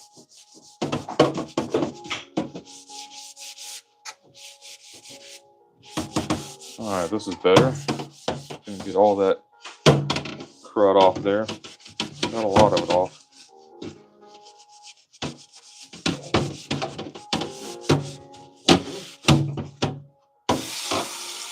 Let's see. Business should help you with good debt to zero debt. Don't put yourself in a hole. Try to target people with 5 to 7 figures. You tell them a price, and they tell you okay, right? I mean, that's the thing though. You got to start somewhere. You can't start with the 6, 7 figure incomes. You have to start with the 5 figure incomes. So you have a lower price point to get started. You get your start, and within a couple of months, you should be able to bankroll yourself into 6 to 7 figure clientele. And within a couple of years, depending on the industry, bankroll yourself into 5 to 6 figure projects. I mean, it depends on the industry, of course, but you just have to have your eye on that progression. And I mean, starting with debt is you're already putting yourself behind the curve. Now, once you're already established and you have a successful business, leveraging debt to grow or to market, do things like that, that's a different discussion entirely. But to start a business specifically, starting with debt is the worst thing you can do. I mean, there's lots of people out there saying how they make all sorts of money with debt and whatnot, but they're already highly successful entrepreneurs, a lot of them with multiple businesses. They're already completely secure in their revenue and their income, and they're just expanding their portfolio. So just keep that in mind going forward. Let's see, do you have a dog? We have 3 right now. We have had many more than that, even at one time. Too many, oftentimes.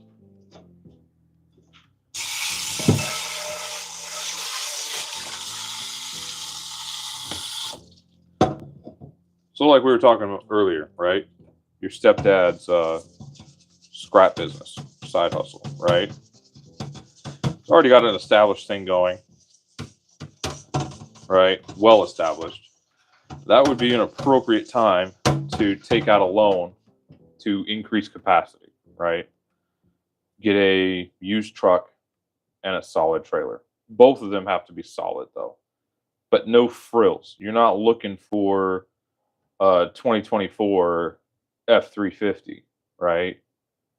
You're looking for a solid 1-ton truck, you know, several years old, 10 years old maybe. And then if you're going to splurge on anything, splurge on the truck, on the trailer, right? You get the trailer, get something with a hydraulic lift, even if you're doing lots of dumping.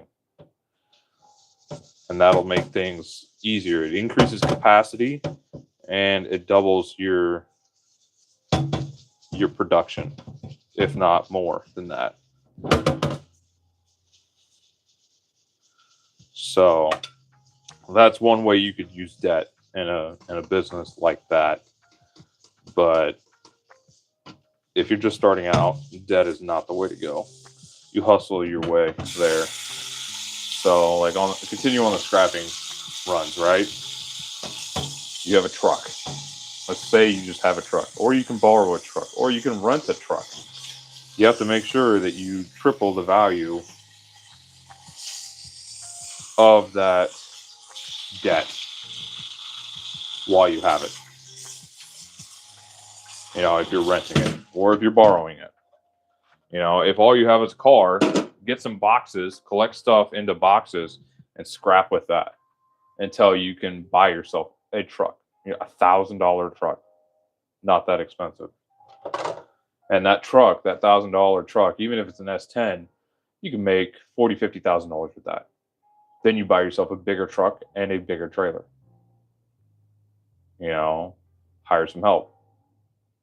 You know, a day laborer on heavy days. You know, something like that. Man, I'm just getting down the rabbit hole. All right, this dishwasher is done.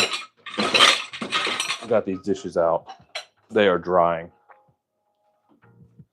And right now, I'm just going to use it to put these other dishes that I have to do on to dry. Let's get the last of it. Was this used? That does not look used. It goes back in the cabinet. Bring these cups over here.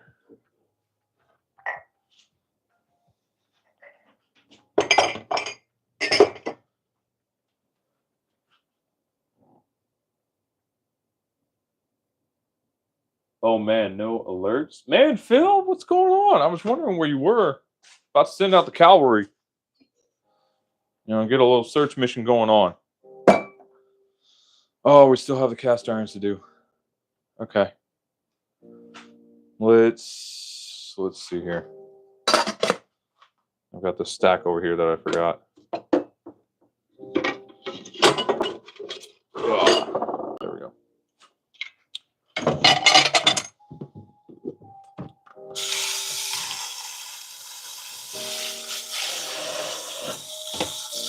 Let's get these soaking in there real quick.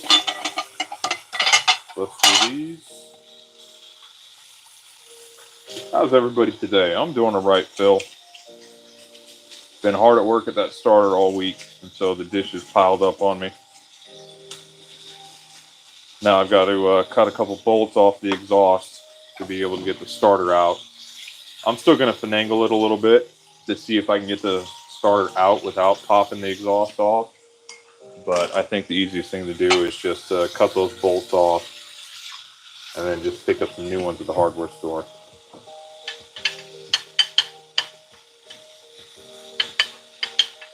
But yeah, you missed quite the conversation. Had all sorts of talk going on. Business talk, farming talk.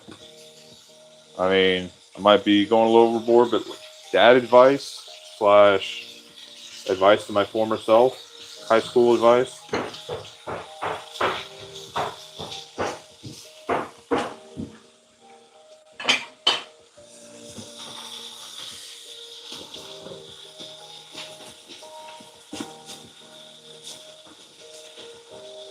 But yeah, what have you been up to, Phil?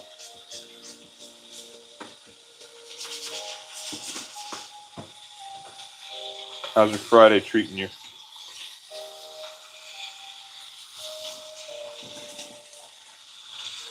Just working? Yep, grinding it out.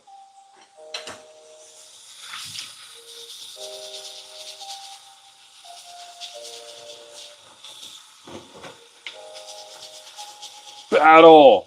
Just stopping by to say hi and drop my like. Super busy at work, so can't stick around. It's alright, Battle. Somebody's got to work here. Seems like you and Phil have got it down. I'm just doing dishes. Hour and a half to go, then the weekend is here. Nice, Phil. Nice. Good stuff.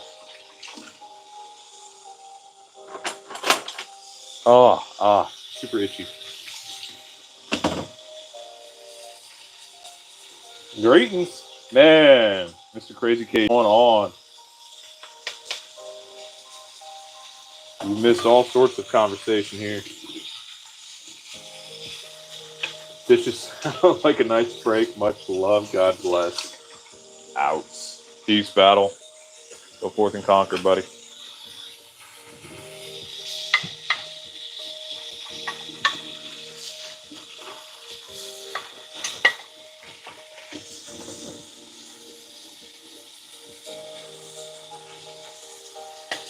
So what's going on, Cajun?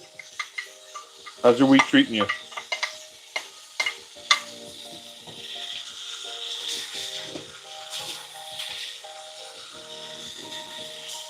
This computer outage remind me to recharge all my electronics I have in Faraday bags. Right? Grab out those radios, make sure they're still working, ready to go. Mine are still all charged up from Tennessee, so I'm not too worried about those. Work battle, I need my social security check. Right? I'm right there with you, Cajun.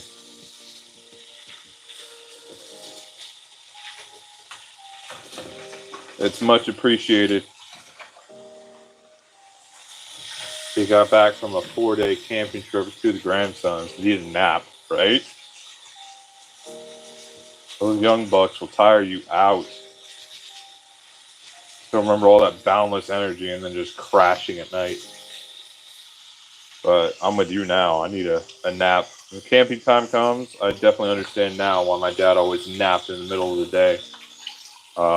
Between breakfast and lunch. Sometimes between lunch and dinner. I have a couple of Kindles full of info and some battery power banks. Yeah, that's good stuff. Yeah, I've got all sorts of offline info, but honestly, a lot of that stuff, I don't know how useful it would be if we were ever in that kind of situation. More concerned with food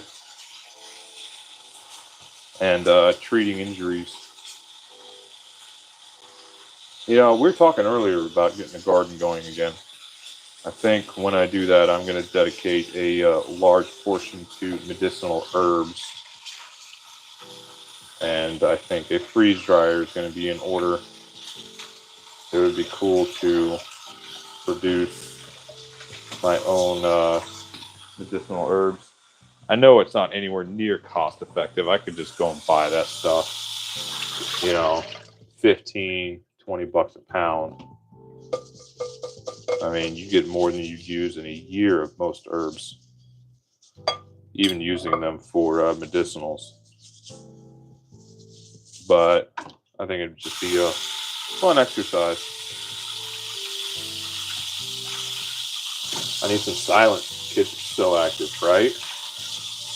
It's crazy. I'm in here trying to do dishes. My kids are just running through the house. And it's like, oh, what the hell did I feed them this morning?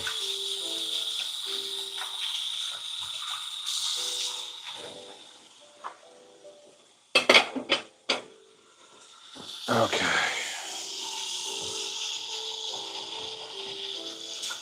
Alright. Many books on gardening and medicinal too on my Kindle. Nice, Phil. That's good stuff. Alright. Let's clear out these pots and pans. And then cast irons.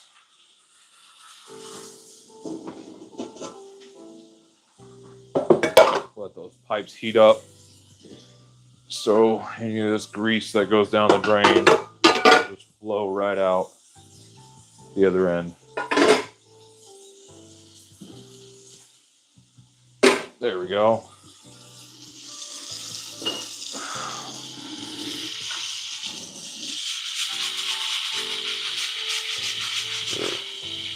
Bacon/burger press. Been put to work a lot lately. Come on, there we go. All right, and then we'll stack the rest in here. Our big and our little cast iron. We got one more pan in there. Let's see. A large, medium, and the small one all just stacked in there, and I'll let those heat up. Dang, Evan, those white legs need some sun. Yeah, I find the older I get, the more I don't prefer shorts. I tend to wear pants even in the summer. I'm always getting into stuff. My legs would get scratched up. I just don't enjoy it. So pants are the way I go most often. I was just feeling lazy, and these are sitting out from the other day.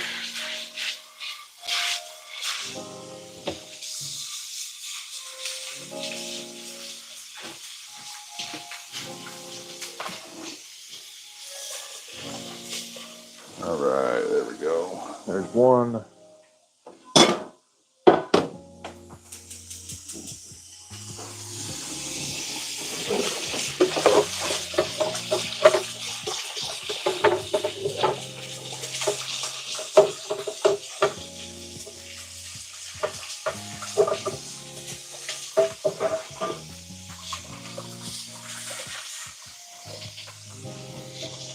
Two. Oh, no, still a little bit one left in that one yet. Gonna get my full rinse. Yeah. What? Mommy sent me a video. Oh. Okay, ladies and gents, dad moment here. Okay, what happened?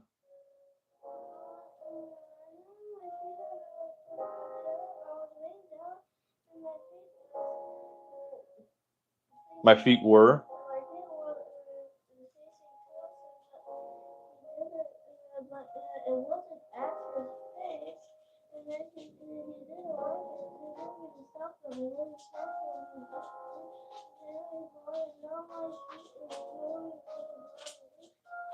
Okay.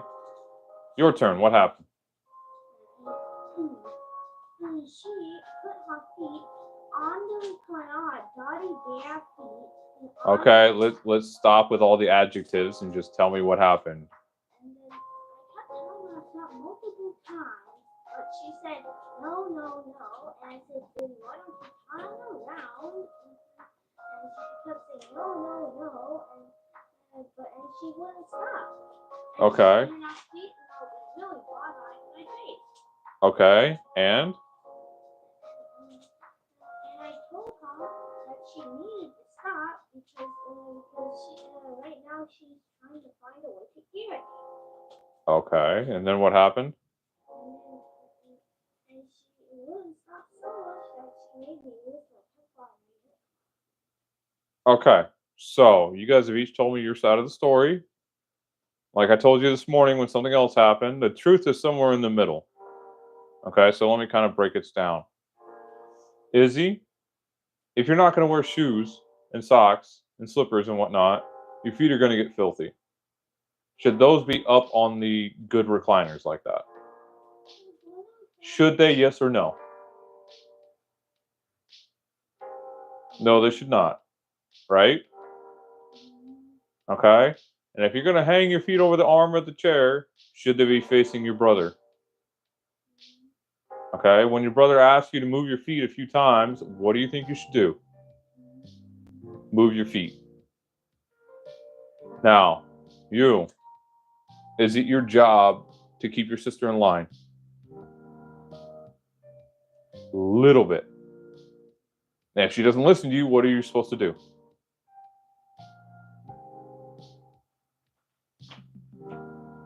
Come and talk to us, right?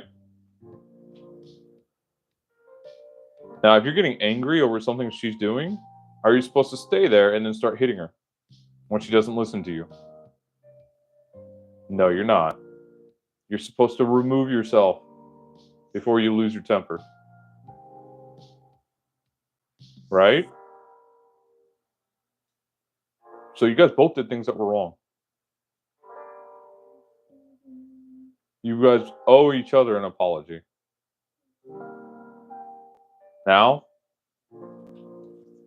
No, you're not even looking at each other. You guys are hiding around the corner from each other. Face each other and do this properly. Hug your sister too. Seriously. That is the worst hug I've ever seen.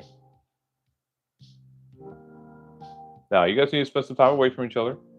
But before that happens, I see boots and a fishing pole, at least one, sitting where they're not supposed to be. If you guys don't if you guys don't want to lose fishing for a while, put your boots and fishing poles away. Okay, your boots are still sitting out. I don't want to hear about what you did or didn't do. I'm telling you guys to handle your stuff. Izzy, not on the floor. Put it up on the bin so it can dry, the wood bin. Justice, not on top of the box, please. Please listen to what I'm asking you to do. Okay? And now you guys should be spending time away from each other so you guys can cool down. Izzy, pick it back up. Because it fell over because you're throwing it down. Yes, you did. Fishing pole? Put the fishing pole away.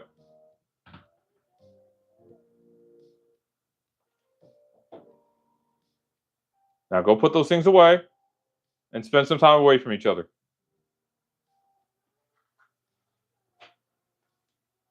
Well, now you have to go do something else because you guys need to spend some time away from each other. If you guys aren't going to listen to me and spend time away from each other, you'll both be on timeout. Oh, those cast irons are dry. Let's see. My daily uniform is shorts, t-shirt, and of course my Crocs. Yeah, Cajun. My trusty house Crocs. I've been rocking these for probably 7, 8 years.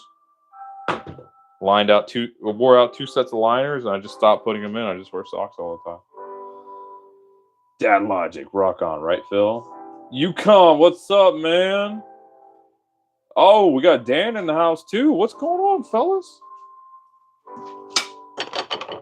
Man, did everybody not get notifications? Like everybody's popping in right at the end.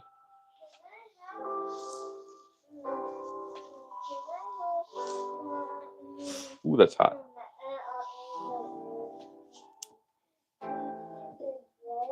If you want something to eat, you should have your leftovers first, and then we'll talk about cream cheese and bread. This leftovers.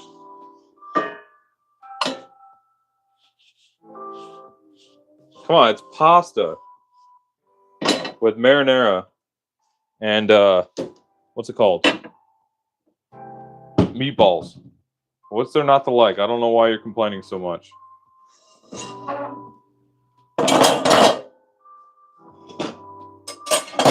If you want that, I'll get it down. If not, off you go. Pasta, yummy. Phil in the house, Dan in the house. House is getting crowded. Never too crowded. I mean, as long as you guys aren't in my house.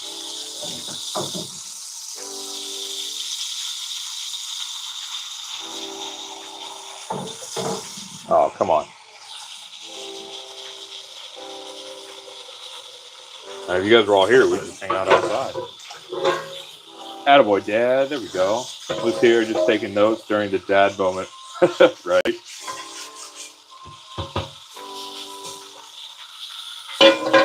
Well, I better start packing. Well, yeah, get on it.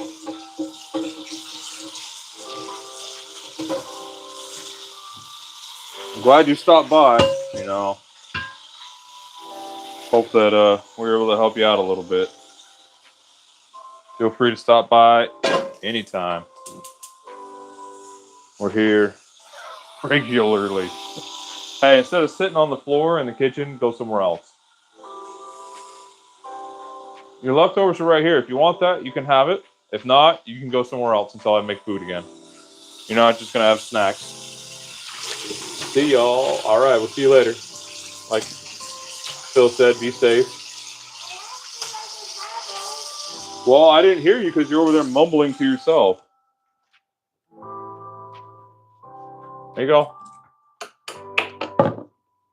Ah. There's your spoon. Ah, there we go. Get back to work.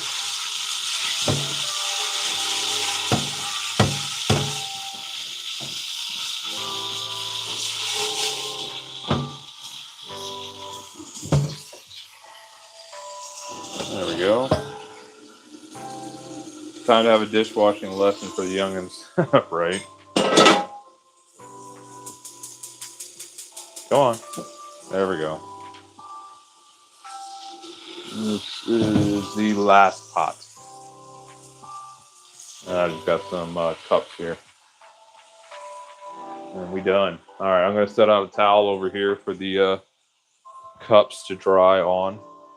Ooh, that towel is filthy.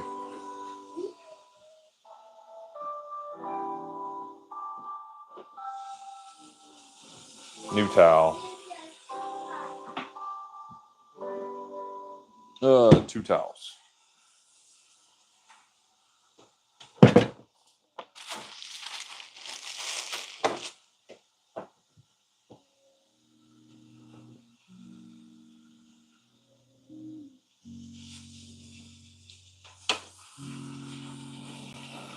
All right, there we go.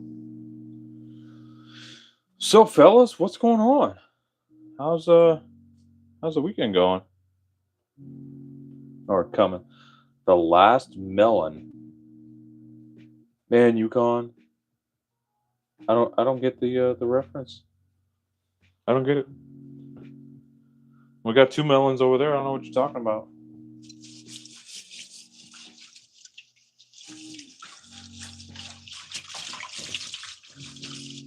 Ugh. Okay, this one needs to soak for a little while. It had biscuits and gravy in it. Some gravy in it. And it's dried on.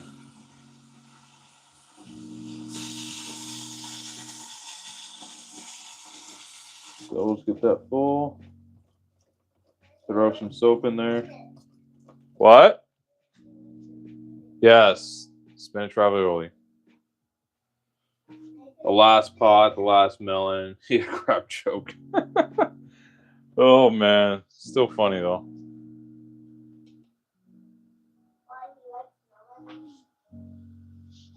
Something like that, child.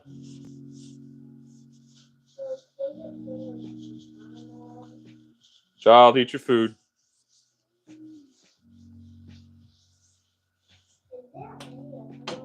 Yes, there are many kinds of melons other than watermelon.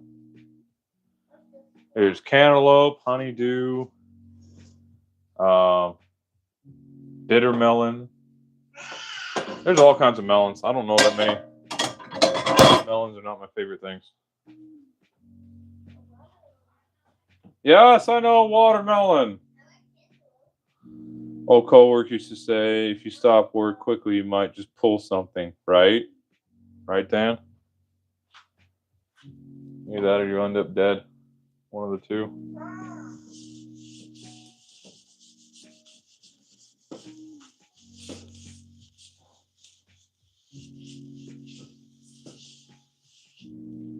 There we go. All right. Let's put this jumbo skillet away. I think it's like a 14-incher or something.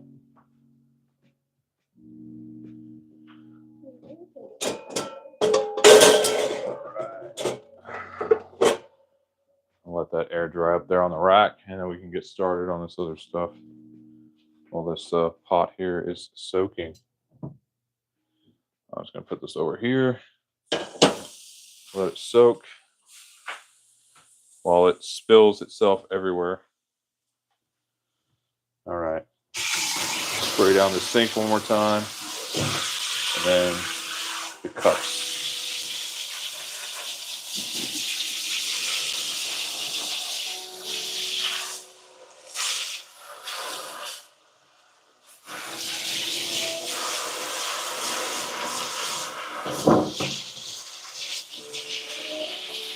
What? Okay, child. Quit playing with your food before I take it away. All right. Plug. All right. Cups. Cups. Ooh, spraying everywhere.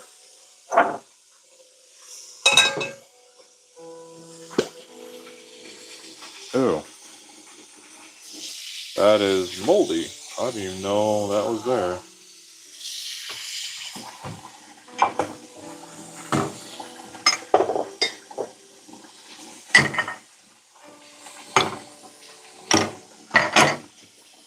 Looks like it was leftover hot chocolate that was left in a sealed container. Or semi-sealed container.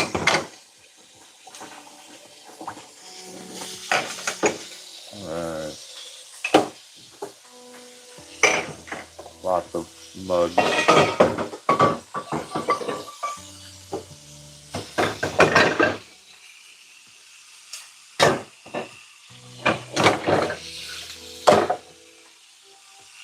Alright, that will do for now, I think. Let that fill up. Washing some stuff while this is going.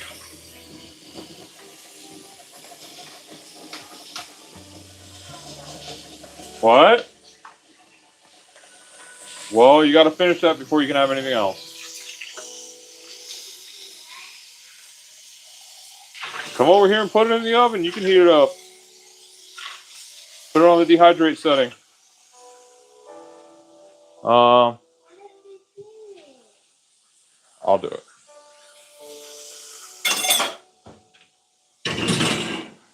All right, dehydrate. At 160. All right, that's gonna take a while. Got it balanced. Good to catch up with everyone.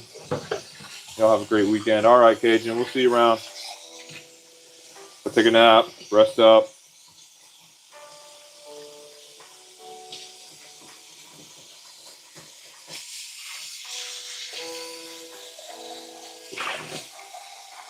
Gotta get this little mesh bag in there and wash. All right, turn that water down some. Filling up plenty fast. Start stacking these over here.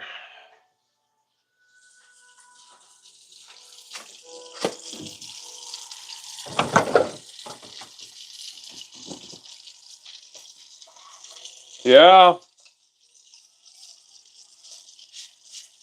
Izzy, give your brother some space. Come on. You can't just go into an area that he's in right now after you guys had that whole blow up. You can go hang out in your room. You can go outside. All right. You were in here. Brother was in there. Don't go starting to bug him. It's never ending with these two.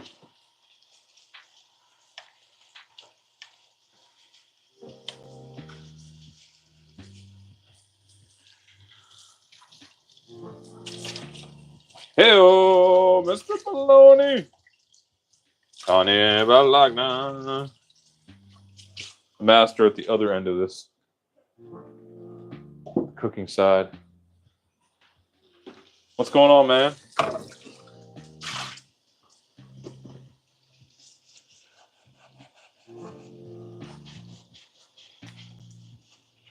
What?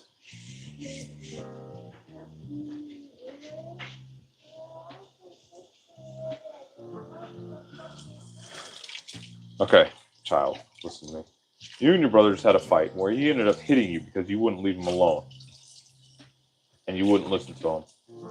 Give him some space. You were somewhere else for quite a while. You have no more claim over that room. Okay? Leave him be.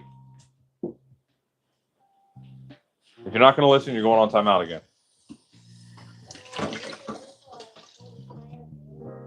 Just leave him alone. Okay? Give him some room to calm down.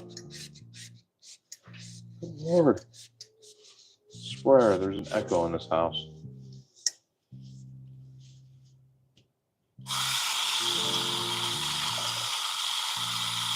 Been fishing all morning.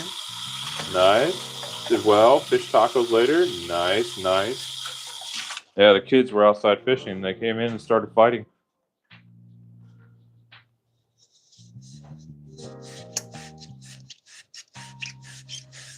Putting that boat to work, huh, Tony? I got to get the old canoe out on the water while we still have water. Go out there and fish the deep ends. Yeah, hey, if you're not going to wear your dress, go and hang it up, put it away. Then put it on.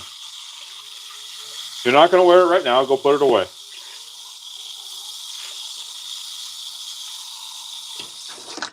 Oh.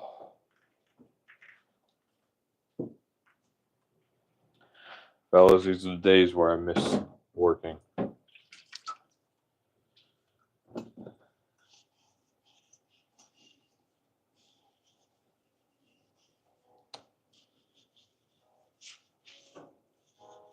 I don't know, how do you guys handle stuff like this?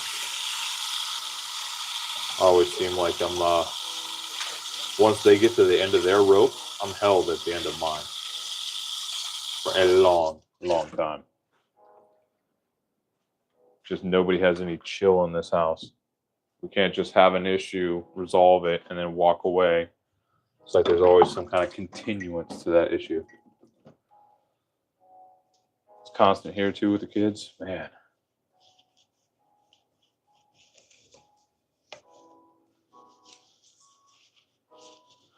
Yeah, I suppose it's just part of kids.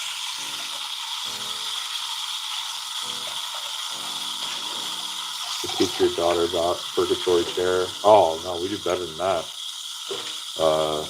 When they're on timeout, they're kneeling up with their hands in the air. Because regular timeout just didn't do it anymore. If it's especially egregious, we'll have them hold a book or something. Make them really feel it.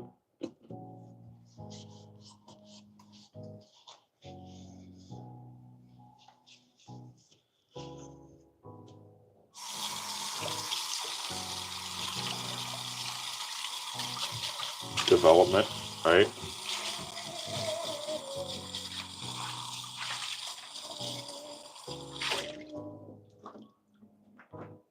What? Okay. You got to stop running around and coming in here every few minutes, okay? Because now I'm getting irritated. I need some space, child. Okay? Thank you. That should last about 2.5 minutes.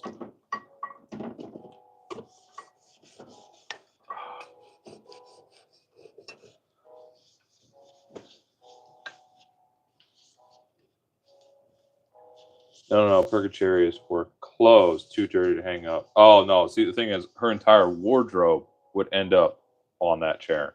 Dirty, clean, filthy, wet, all of it. She's worn that dress for probably a total of 5 minutes today. And then we had pasta with marinara, so she had to take it off. Heading out to work on the chicken coop a bit before the rain comes. All right, Tony. Get out there and conquer, man. And so she took it off, and then she decided to go fishing. So it's just been laying around. And now that I told her to put it away or wear it, she finally has it back on. But it's like all this over a dress that she wants to wear later because we're going out to hang out with some people. You done? Yeah.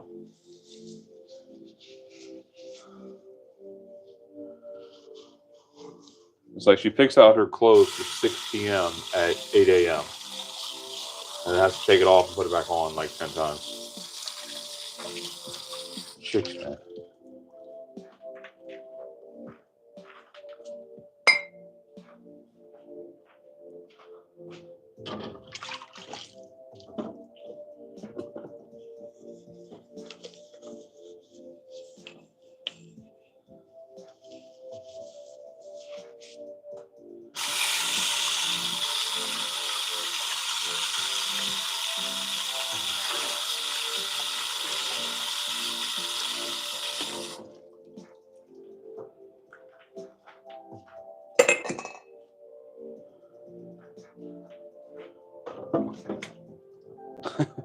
Right? Right, Dan? Women. Dang, damn it. It's alright. Not the worst thing in the world. At least she's wearing it. Small victories.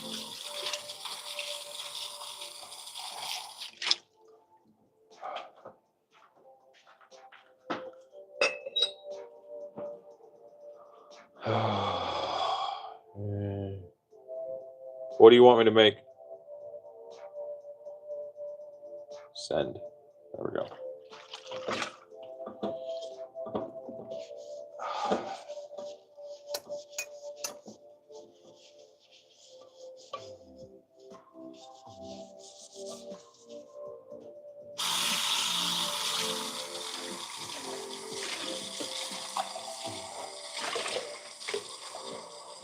I think I'll pass on leftovers. Okay.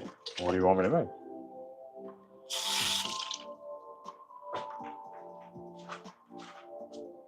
It's interesting how a lot of times women will answer a question by not answering the question. Make some unrelated statement. What?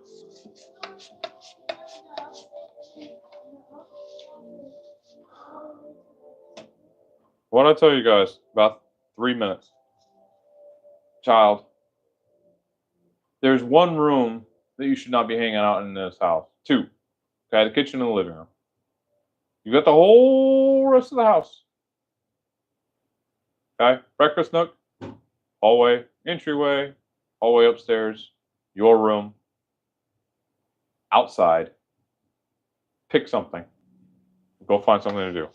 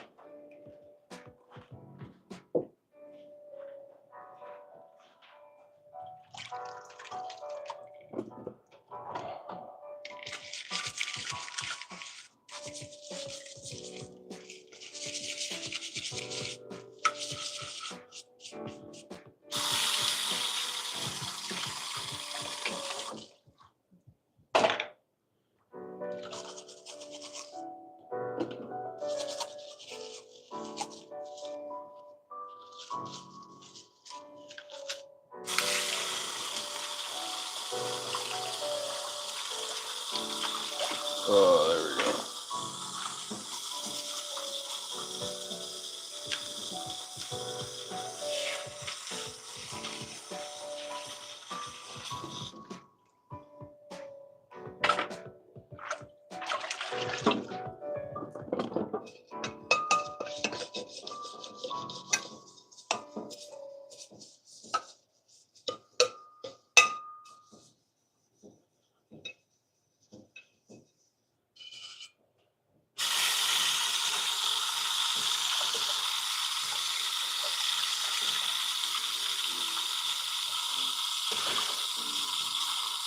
Now, thinking of streaming, right? I've been trying to think of ways that I can improve the setup and things that are going on. And I was thumbing through things yesterday. I saw several people sitting there streaming with their face and a computer, and the computer just had the live subscriber count on it. They had a few hundred people on, and it's like, why are you guys just sitting here watching this guy watch his subscriber count go up? I don't get it. It's like the things that people will watch astonishes me. Yo, what up, Nikki? What's the garage status? All dried out? Yeah, Dan, it's all pretty well dried out. I have to make sure the walls are fully dried out. It's pretty much cleaned up, but now it's got to get rid of all the junk that was ruined.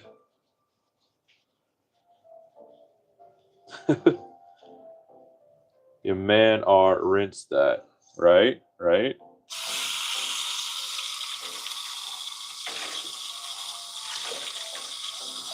It's like rinse, wash, rinse, dry, repeat. What?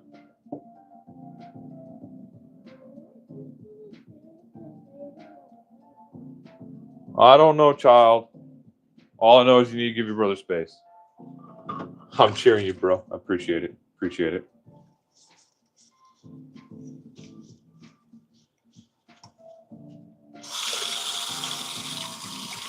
We got all sorts of stuff going on today.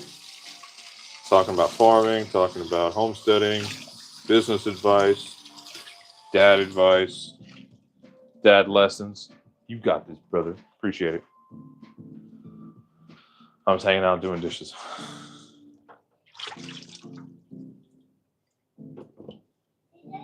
Skull and shorts in the evenings. You find all kinds of what the heck moments, right? Okay.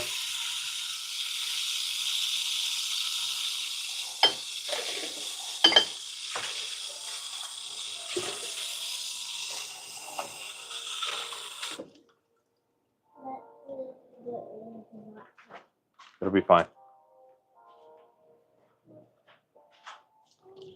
All right, what else is in here? Shot glass.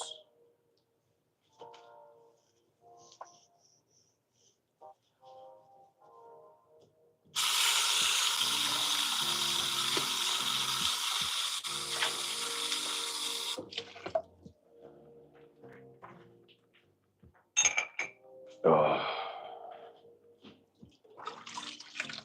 We have to make you famous? Go right ahead. Well, the wife won't complain.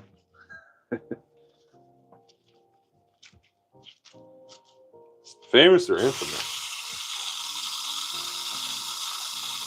They do make caffeine-free sodas. Yeah, Phil, I know.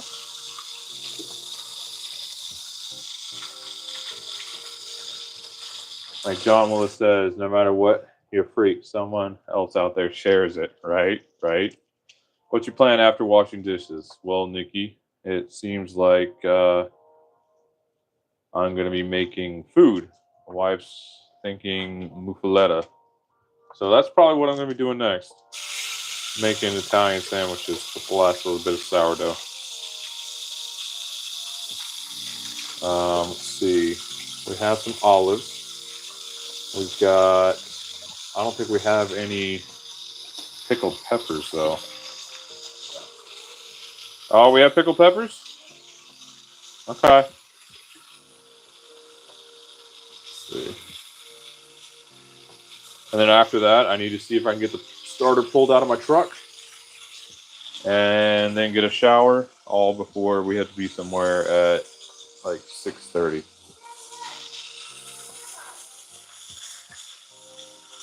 Those are are those pickled peppers? No, leave that out, child. But yeah, what about you? What you got going on? Okay, I'll grab those out. Thank you.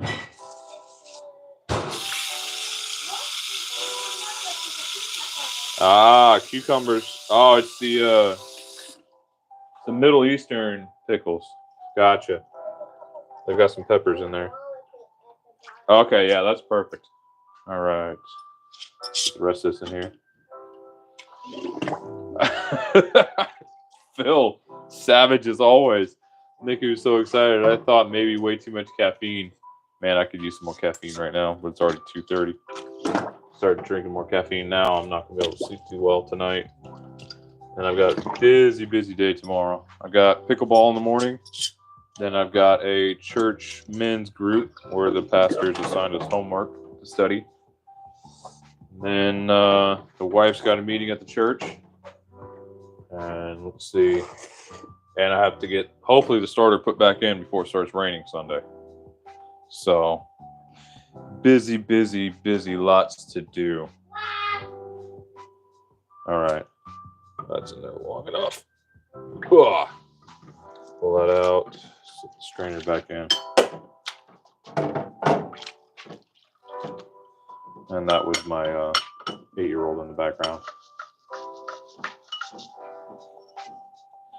So instead of out working on my starter right now, I'm doing dishes because I've let them pile up all week and they need to get done.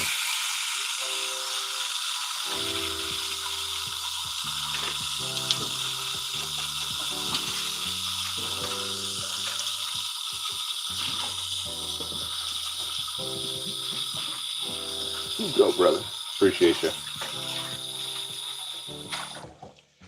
Trying to get knocked out.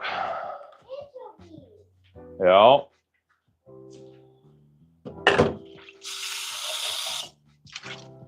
We're here with you, right? Yeah, moral support's nice. Just another day in dad life.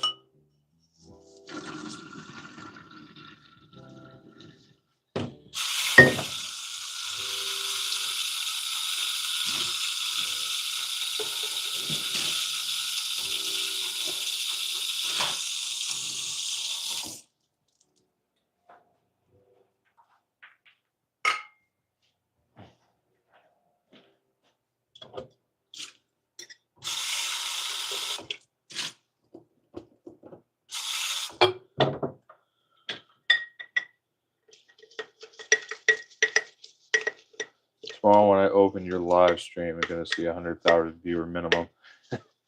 We'll get on it. Get out there and get some friends on.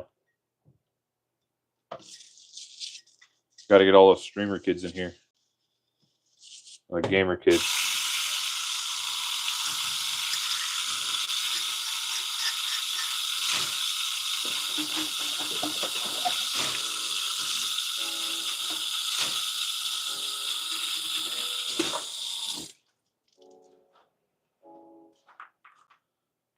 All right.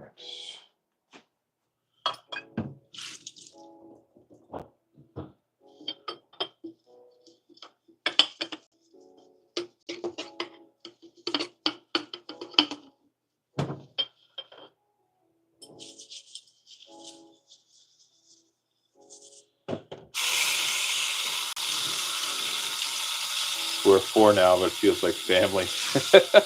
That's kind of how it is. You know, numbers will vary, but we generally get a good group in here just chit-chatting.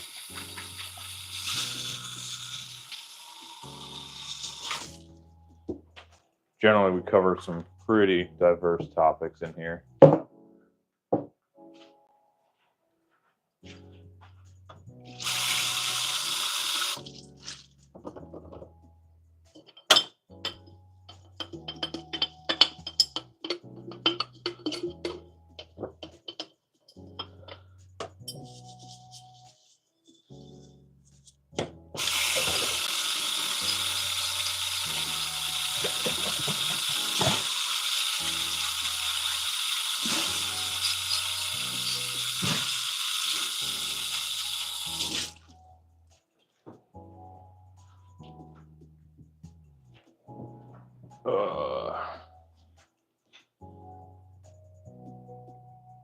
Answer the wife back. There we go.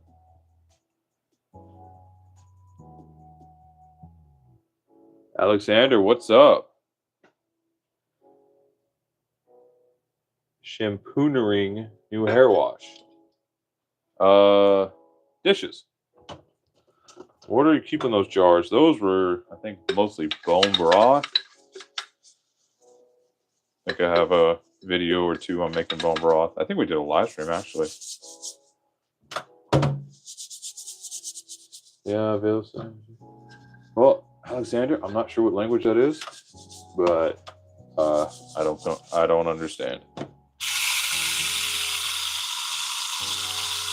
I'm gonna assume that's some sort of reference to washing, but yes. Is that Nordic language? Not quite sure. Phil, if you're here, educate us. I know you're already on it.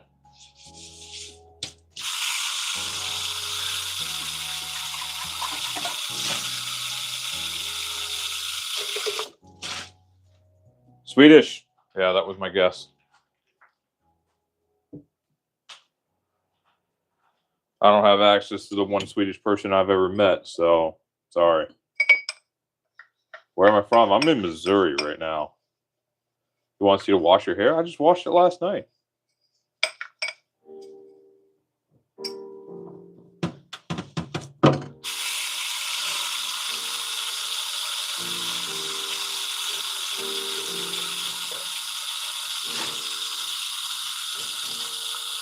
Well, he seems harmless.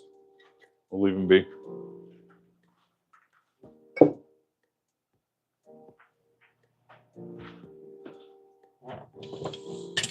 All right.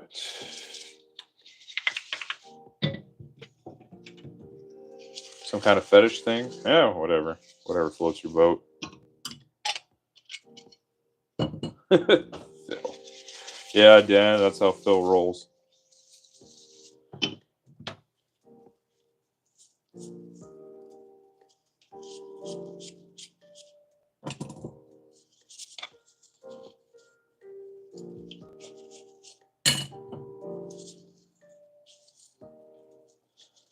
Phil keeps going on how he's like this nice guy. Normally doesn't say stuff like this, but man, some of those one-liners are impeccable.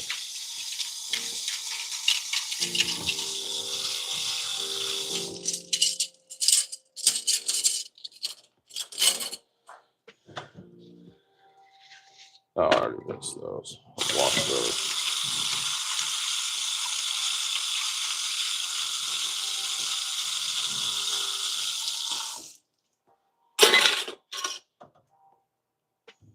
Gasket off there. Maybe? No? Not happening today.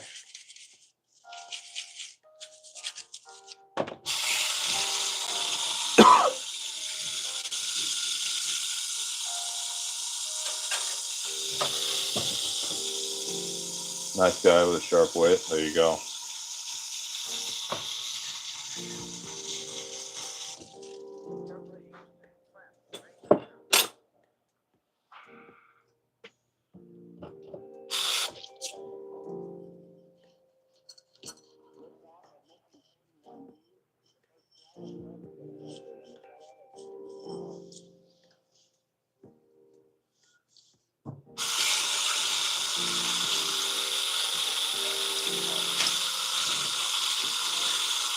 Oh, Alexander, if you have any friends, bring them on by. And hell, Nikki, if we got those 100,000 viewers, I might just wash my hair right in the sink right now. Heck, why not? You know, me being a simple guy, I'd have it done in about 2 minutes flat, if that.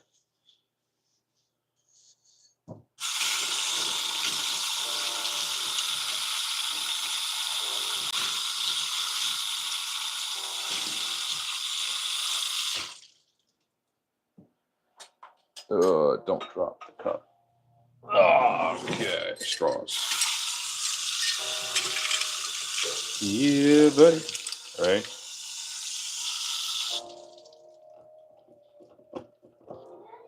Yeah. What?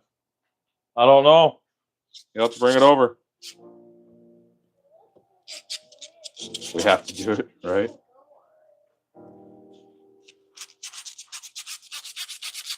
I don't know. It's just some kind of net they set up under that hot air balloon.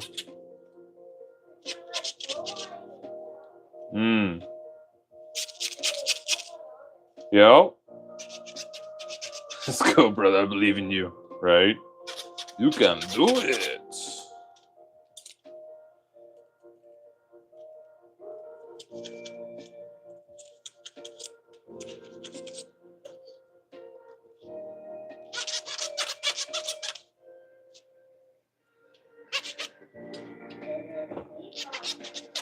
Okay.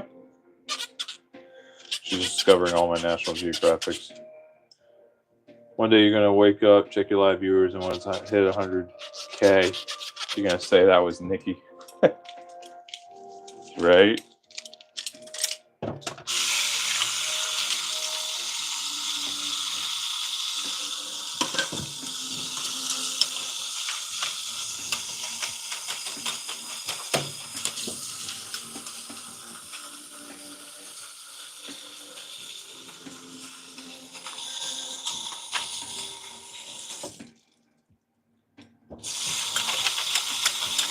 Thank you in advance.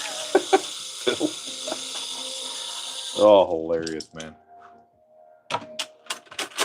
Hilarious.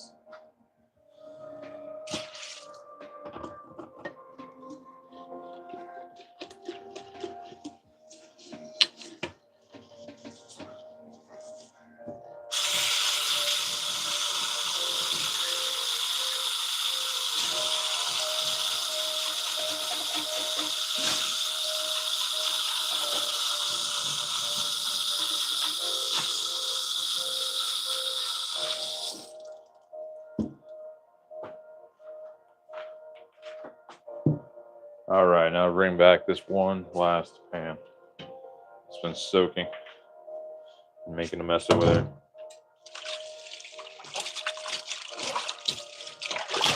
This is why I like soaking things. Just come right out. Mostly.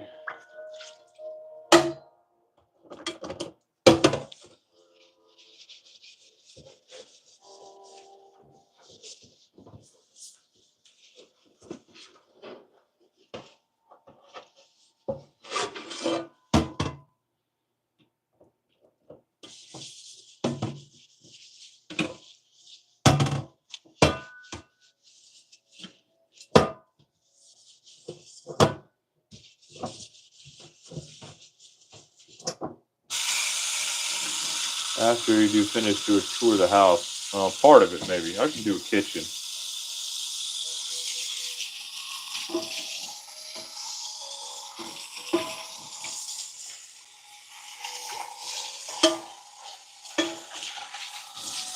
All right. There we go. Sink time.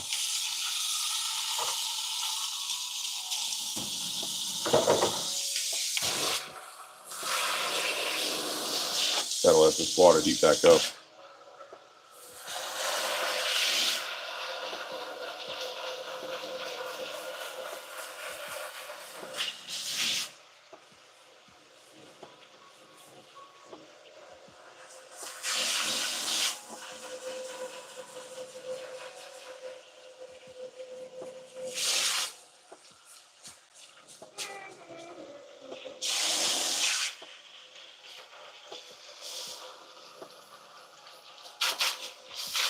Tour.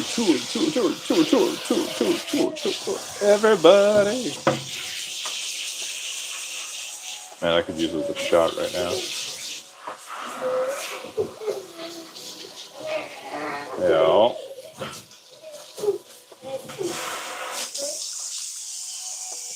Let's go. Caffeine. Right, Phil? Yeah.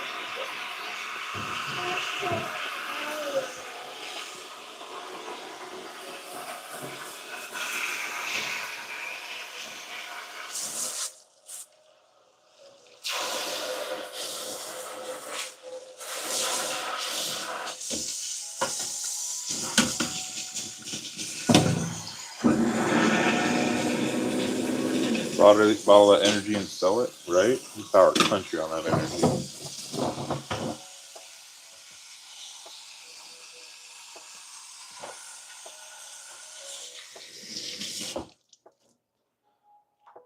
All right, you can go there.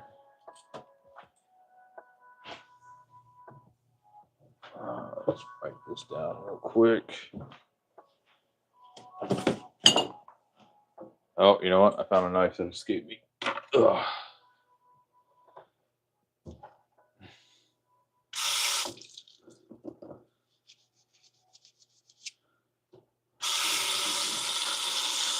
All right, there we go.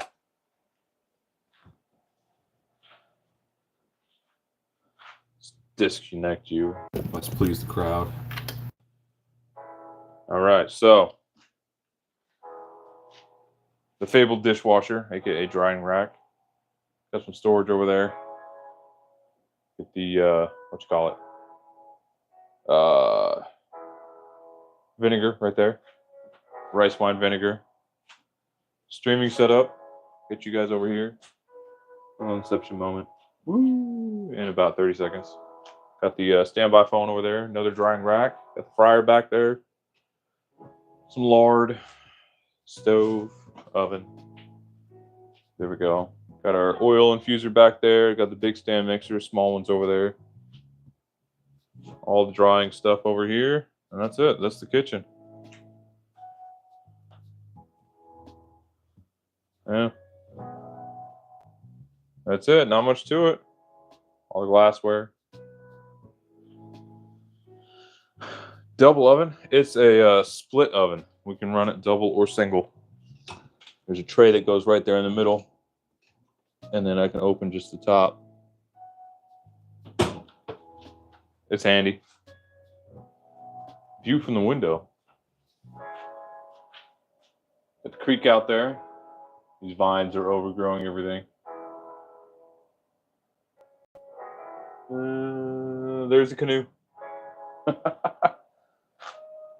This window, propane tank, solar system.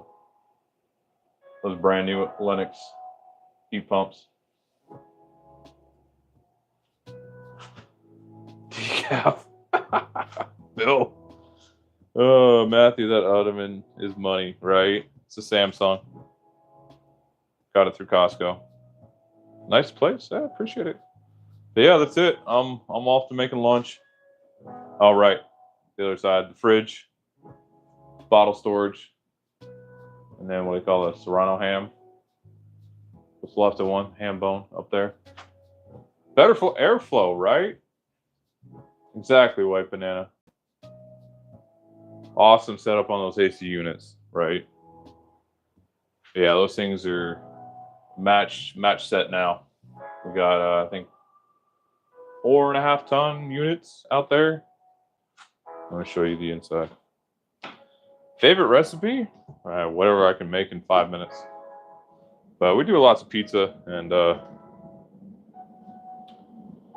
bread and stuff. And here's the downstairs unit. It's an absolute monster.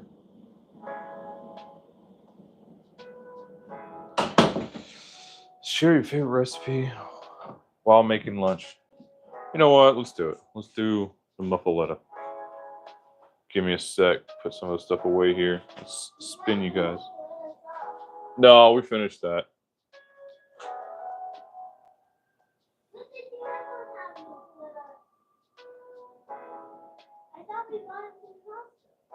No, we didn't get. Oh, did we get the muffaletta mix? Yeah. We did get muffaletta mix. Right, that's gonna make my life easier. Oh, thank you, child. I'm glad you remember that. I would have had to make the muffaletta from scratch. Ah, thank you. Muffaletta olive salad. Let's see what's in there. Olives, oil, red pepper, cauliflower, carrots, pepperoncini, garlic, red vinegar, black. There we go. Yeah. That makes it easy. Here, put this one away.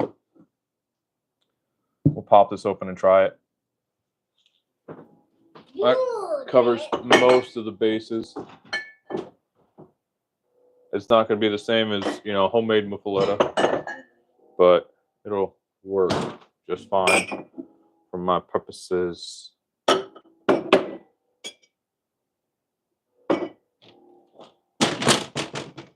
Put these jars away.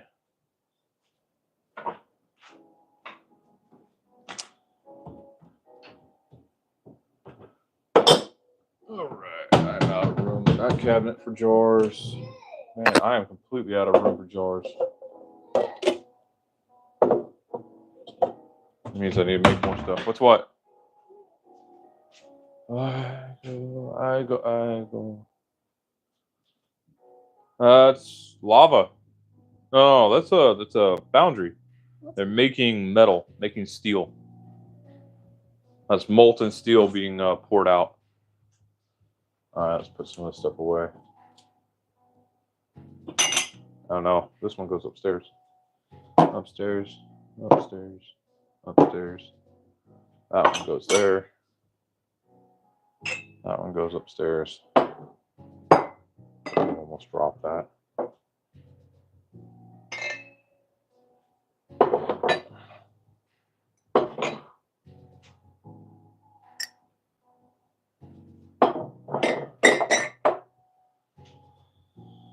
Okay. Milk steamer cup thing goes upstairs.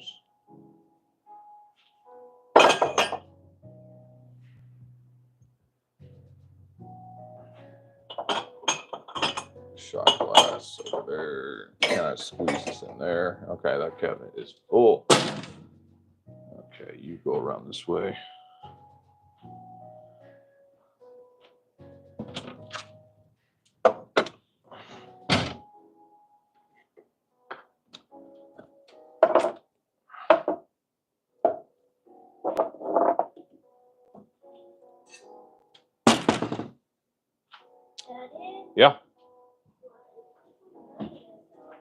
I don't know. People do silly things sometimes.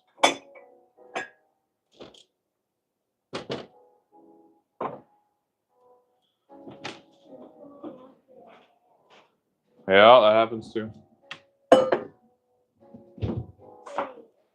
Oh, let's catch up on what you guys are saying.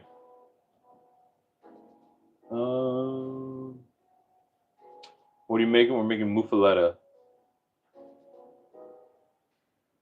Yo, landfill, let's visit brother over and make some barbecue, beers, and caffeine. Right? That sounds good.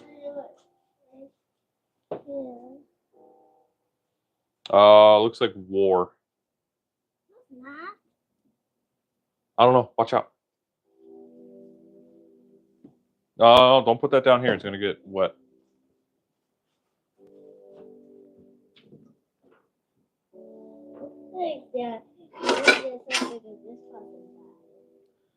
Oh, maybe. I don't know. We'll see.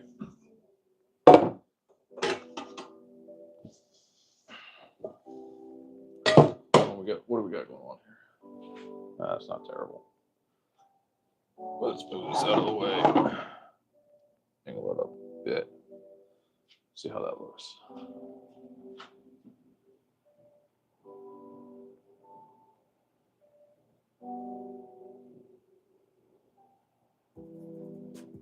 Yeah, that's all right.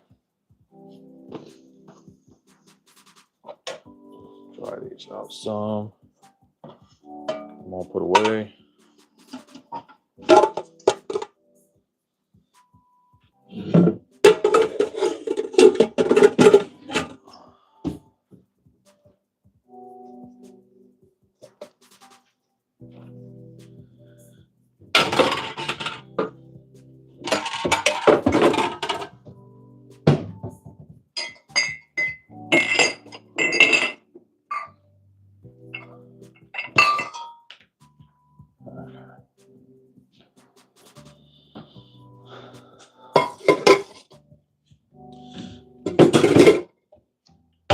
Let's bring my monitor over here. Food time.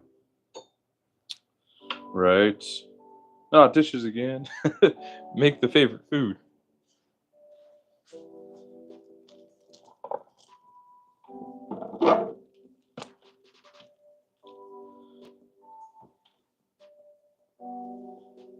All right. Are you gonna fall over on me? No, you're there. Okay. Let's grab. You just read the magazine. For any of you guys who have not tried one of these things are amazing. It's anti-slip mats underneath the cutting board. Holds it in place while you work. It's wonderful. All right, let's grab sourdough. And we're gonna grab some spicy cheddar, some sharp cheddar. We've got some, what is it? Some salami and prosciutto. What else do we need in there?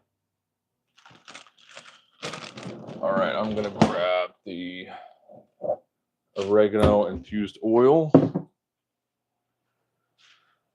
as well as the good olive oil. There we go.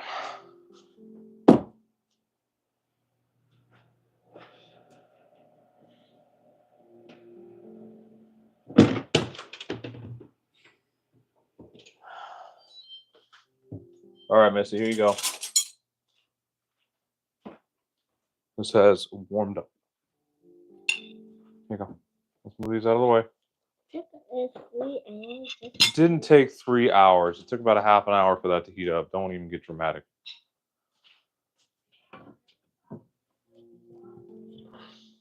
Right? All right.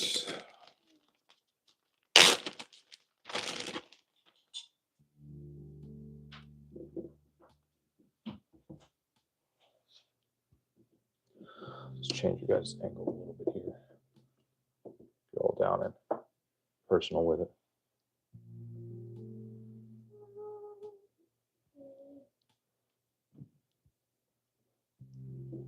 So this is a camel spider. No, that's a tarantula. This tarantula. Tarantula. It's a giant spider. About There we go. big? That can be this big. It can be that big. It's just a type of spider. But camel spiders is bigger. It can be.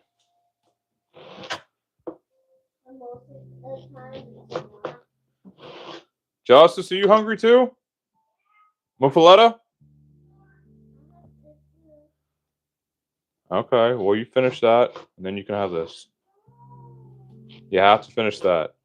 I'm offering it to brother because you already finished his. No, you cannot eat it together because you're going to eat all of one and none of the other.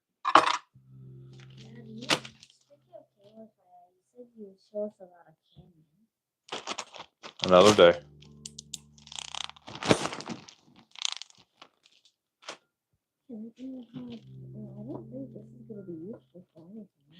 Child, let me make food. Off you go. Okay, there we go.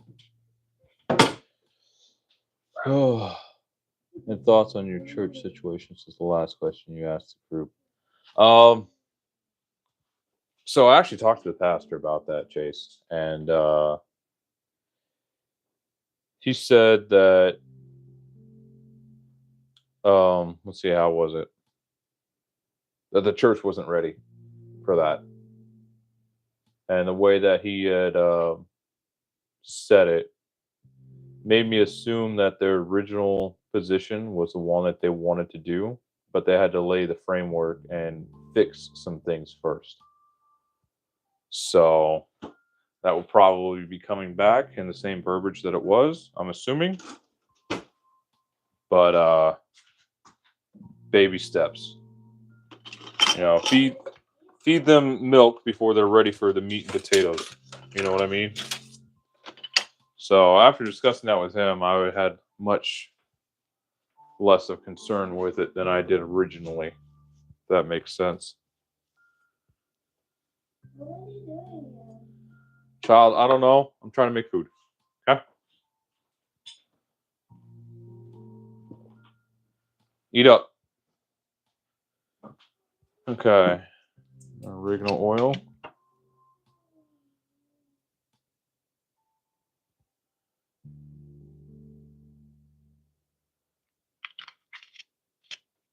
Got a little much. Pour some more there. All right.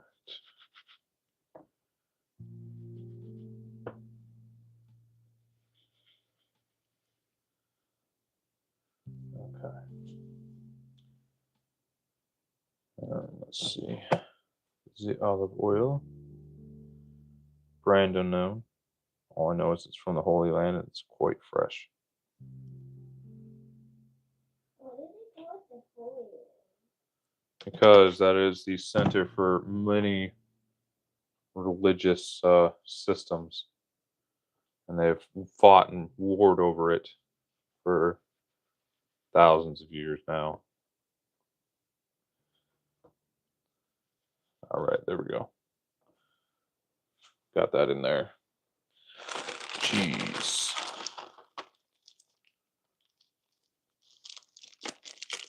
Got our habanero cheddar. Get a nice slice of that. That goes on there.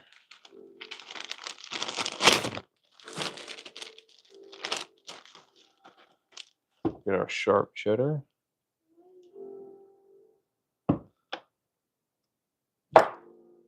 Oh, come on, give me a good slice. There we go. Thicker slice there. Put that one there. That one can go back. I'm missing something. What am I missing? Where is it?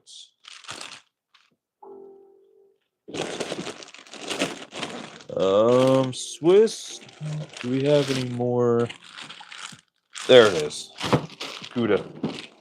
Swiss smoked Gouda. You can't have an Italian sandwich without smoked Gouda.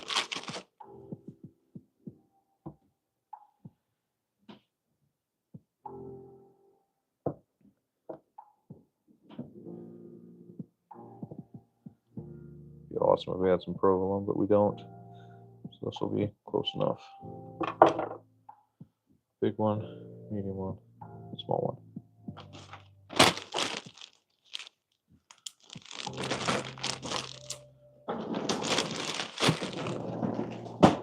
All right, now for the meats. Get the prosciutto.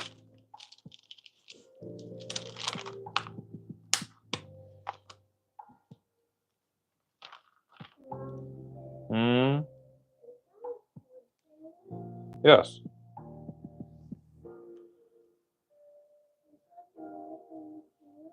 Muffaletta is a cold sandwich.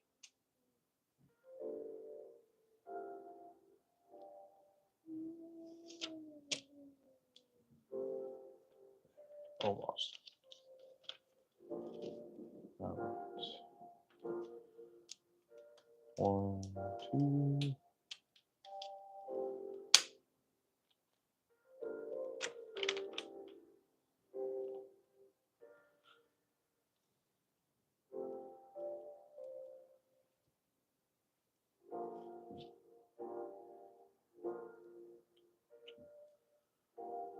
Let's see.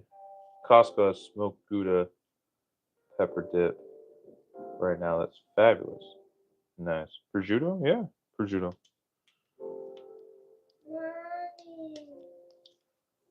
What? No, you've got to finish your leftovers before you get what I'm making you next. Okay? You don't finish that, you're not getting this.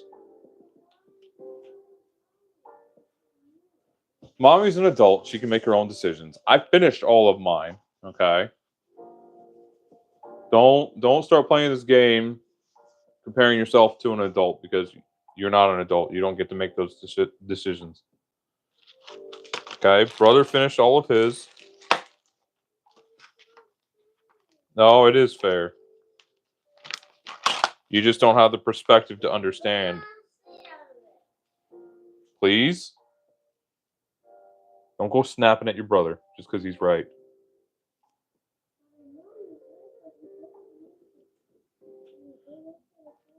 Is he? You're the one bringing him into the conversation by talking about him. All right.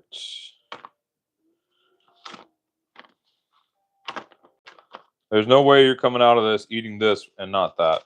Okay? So you better just hurry up and get it over with, and then you can have this too. Enough moaning and groaning. Because if you keep it up, you're going to go on timeout again. You can't just keep pushing and pushing and pushing until you get what you want. That's not how it works. Normally that ends up with me just yelling at you. But that's not going to happen today. Yeah, man, those are sandwiches, you know? Make a mean sandwich. All right, but I am cheating today. Pop that open. Because I'm using a pre-mix instead of making it myself. Yeah, it is.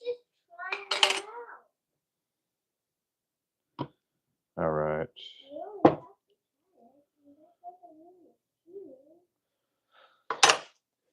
Israel, you need to be quiet and finish your food. Stop arguing with me over every little thing.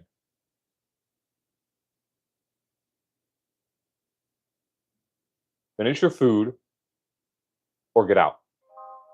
You choose. All right, there we go.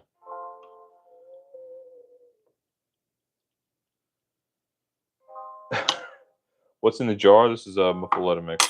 We got it from Costco. There you go. It's olive salad. Muffaletta olive salad.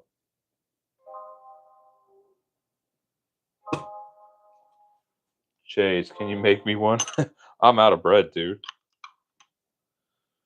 Normally you'd put kale or some kind of green on there too, but I'm all out of that too.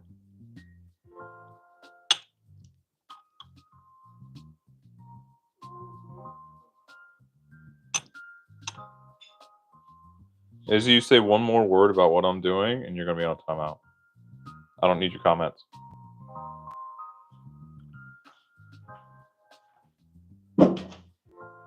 All right.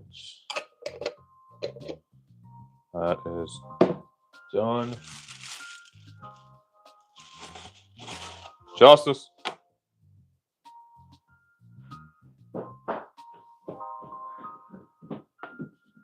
There you go. Thank you. You're welcome. All right. Off your bosses. Spread that out a little bit more.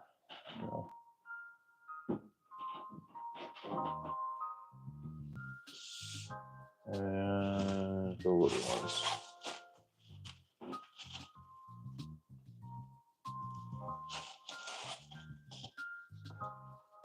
No, I'll never be out of bread. Daily viewers always be available to them. I just got to make more. That's all. Gonna hit 100K soon. I believe in you.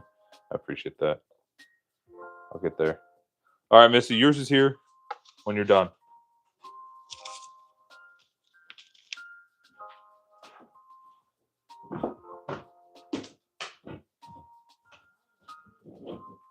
Justice, ignore it. I don't need to hear your comments too. All right, and then these go back into the sink.